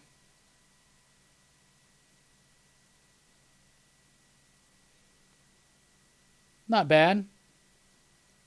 Not bad at all. Yeah, tomorrow morning, Bueller's Coffee and Comics video. Their subject is, do you ever deal with comic book burnout? Me, personally? No. YouTube burnout? Sometimes. That's dope. Not meaning burnout on comics YouTube, but burnout on creating YouTube content. But not these live streams, because we love them. Anyway, so there is the ultimate Ghostface, and there is the end of show and tell. Now we're moving into the final 9. So the first 6 were the next 6 in my Blu-ray collection. Now we're going into the final 9. We were in the Night of the collection. So there we got Night of the Demons. That's the Scream Factory version. I got the classic cover because I love that one. There's my Criterion version of Night of the Living Dead. I bought that one this year for our Romero Zombie Night. There is Nightmare Before Christmas. Love this movie. One of my favorite Halloween films, one of my favorite Christmas films. There's Nightmare on Elm Street. I don't have the collection. I want the collection, but I don't have it. I only have the original. There is No Country for Old Men. Love that movie. I lost this movie, by the way. I let someone borrow it, don't know who, and then one day my ex found it outside of the apartments next to the garbage laying on the ground in a puddle of water. But it plays fine and everything groovy, so the universe gave it back to me. So that's weird. Next up, Ocean's 11. I don't have the other ones. I love this one. I'd like to get the whole set, I guess. I like 12 okay, but I do like 13. But Ocean's 11, really great Soderbergh film. We say that sets count as one, so there's my Omen set from Scream Factory, the Omen collection. It has the original Omen. It has Damien, Omen 2. It has The Final Conflict with Sam Neill. It has Omen 4, The Awakening, which really sold me on getting this and upgrading from my last Blu-ray set. And then The Omen, the remake, which I still have never seen. Ever. We're nearing the end of the final 9, and we're going with opera next. That's Dario Argento. This is officially the Argento cut, but it's opera. It's a really great, fucked up movie. Love it. And we wrap up the final 9 tonight with Pan's Labyrinth by Guillermo del Toro. Fantastic movie. So there you go. Final 9. Rumors are Pop Culture Philosophers on Rockin Robbie Live on Sunday nights likes to do post-credit scenes. Who knows? Who knows? Mikey says, I love my NECA alien drone that comes with the whole life cycle. Drone, egg, face hugger, and chest burster. That's super cool. Dylan says, I want to use that big-ass spear for a Michael Myers and mimic him from Halloween 5 when he uses it. Yeah, that would be really cool. Yeah, I'm pretty sure we'll get a Nightmare on Elm Street box set one day, right? If they can make the other ones happen, they can make that one happen.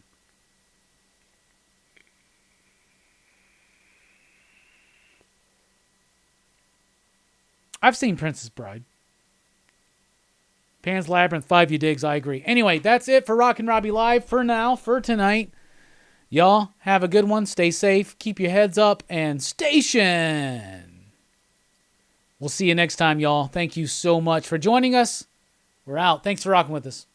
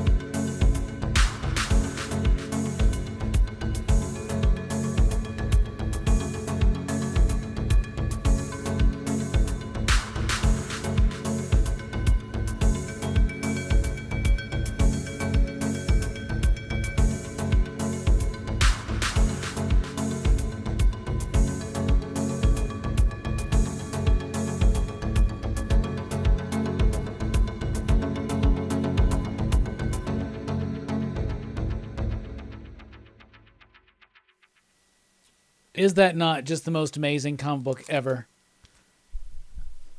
Amazing Spider-Man 375. A beautiful Mark Bagley cover. Mark Bagley draws my favorite Venom. Look at that. This is what leads directly into Lethal Protector. Foil cover. Right? Just beautiful. Beautiful stuff. Oh my God. Oh, look at the ads. Look at the ads. Look at Silver Sable. By the way, Fable, you're going to get really hot and bothered with this week's Wonder Woman. I love Eddie Brock in this era. There's an ad for the Marvel animated series, Night of the Sentinels. Oh my God. I love all that stuff. Bruh, that suit. Can I get a Marvel Legend of Venom in that suit? And Eddie Brock in that costume? Can I get that, please? Oh my God. So freaking good. This was tied into a Fantastic Four story. It did a different interpretation of Amazing Spider-Man #1 when he breaks into the FF Baxter building. Yeah. I love this. Another one of these excessive amounts of books you can subscribe to. And I got to get it signed by Mark Bagley. And this is the copy I had when I was a kid. One of them. It's one of the first comics I ever got multiple copies of. Good stuff. All right. I just want to let everybody know I did find the missing knife. So you got the butcher knife and the little like hunting knife or whatever. And then the knife that I have in the face right there. So I found the other knife on the ground. A few different hands. The voice box. There's a head where it looks like the mask is decayed, and one where it's bleeding, and one where it's green. But that one, like I said, glows in the dark. So that's pretty dope. I thought about opening the Soundwave, but I still haven't paid Mike yet for that, so I'm not going to do that yet. But we are going to open up the Iron Man 2020. We got 37 people in here. 37. He tried not to suck any dick on the way to the parking lot.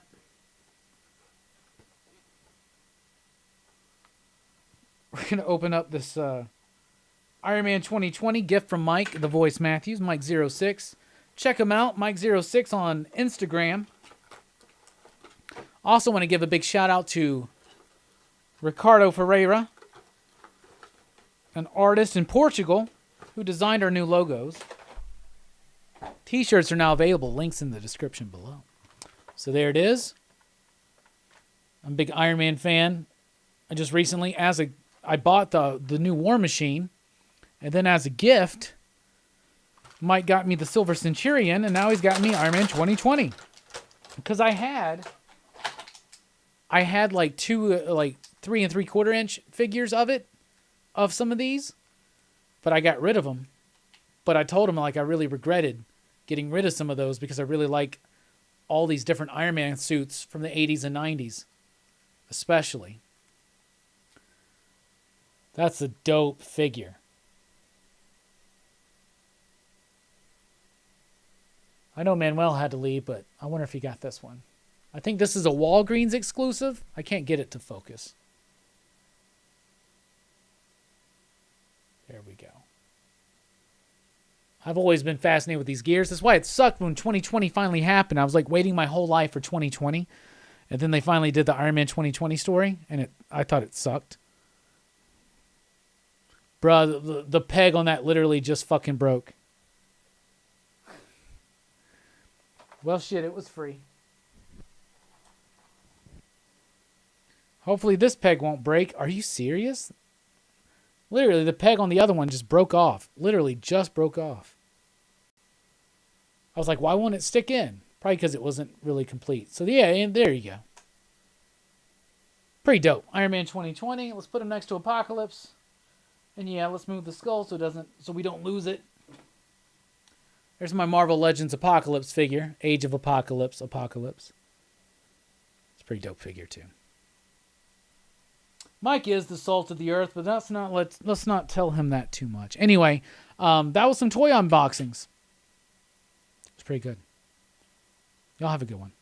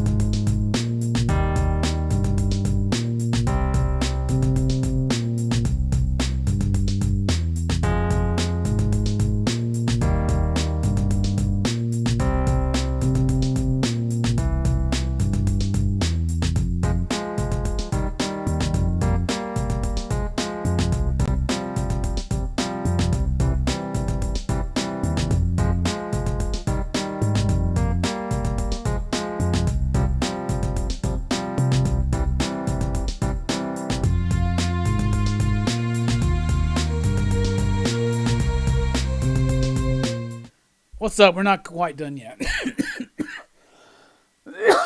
Excuse me, getting choked up. So, damn. Well, I showed off the Spider-Man 375.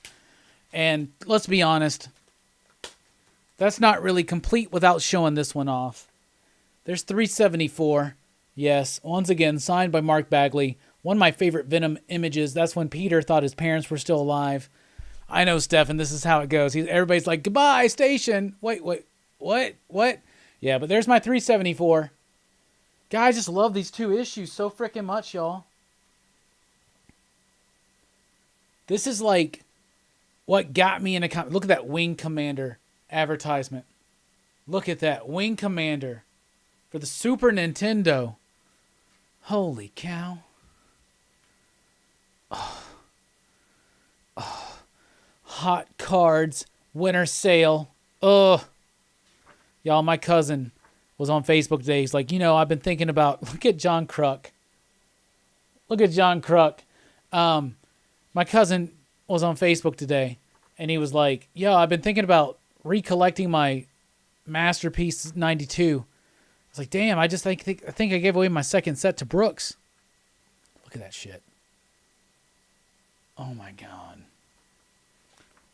This is the dope shit right there, y'all. I'm just glad I have both signed by Bagley. Super, super cool. I had a question from Tacky. What have I been cooking? I did make a steak not too long ago. Lately, though, I've been trying to focus on less calorie intake, especially with the Taco Bell consummation. Consummation. But so I've been doing a lot of my typical like tracking type meal. I rice, beans, some chicken or some beef, and like a veggie like broccoli, Brussels sprouts, cauliflower, okra, asparagus, something like that. So I've been eating those. That's what I've been mostly eating. Last night I had chicken nuggets. Tonight I'm going to have more chicken nuggets before I get super strict again tomorrow. And I'm going to have a Caesar salad because I watched episode 3 of Hell's Kitchen season 19 last night. So I got one more episode till I'm caught up. And they did a Caesar salad thing. So I wanted to go get a Caesar salad. I got that today. The other thing, anybody ever watch a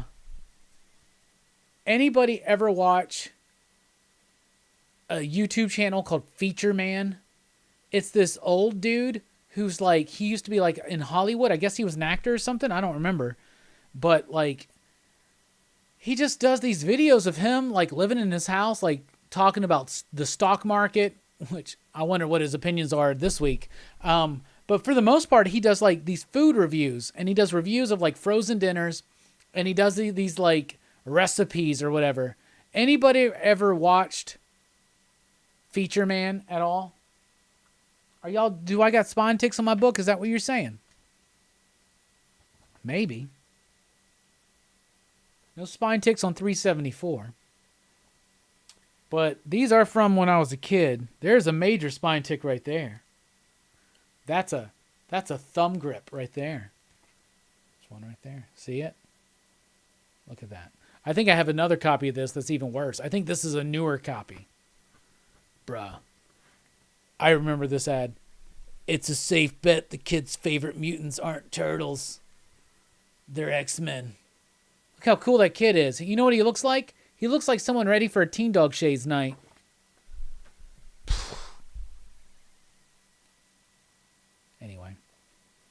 Anyway, Feature Man is my new YouTube obsession. Seriously? It's an old guy. Like, check it out. Feature Man, one word. Just watch some of his videos. An old guy talking about cooking frozen dinners and little food hacks, like super cheap. Like, the first video I watched was fried hot dog sandwiches, the cheapest meal. And I was like, yeah. Yeah, it is. And it's delicious. And I watched it. Like, this dude fascinates me. And he does this series of videos where he does like a split screen thing. And it'll be like eating a watermelon with my clone. And so he just sits there and he has a half a watermelon and he's just sitting in the backyard eating a watermelon and talking. Right? And he has some fascinating ideas and stories. And then he split screens another version of him sitting there eating a watermelon. It's so ridiculous. They have hundreds of thousands of views. Anyway, these were bagged and boarded. I pulled them out of their bags and boards to show them off so they wouldn't glare. See? 2 bags and boards. I bag and board my comics. I know people think I don't. But I do. Anyway. Man, what a great show. Station, everybody. Y'all have a good one. Thanks for rocking with us. We are out. Have a good week. We'll see you Tuesday night for the weekly comic book.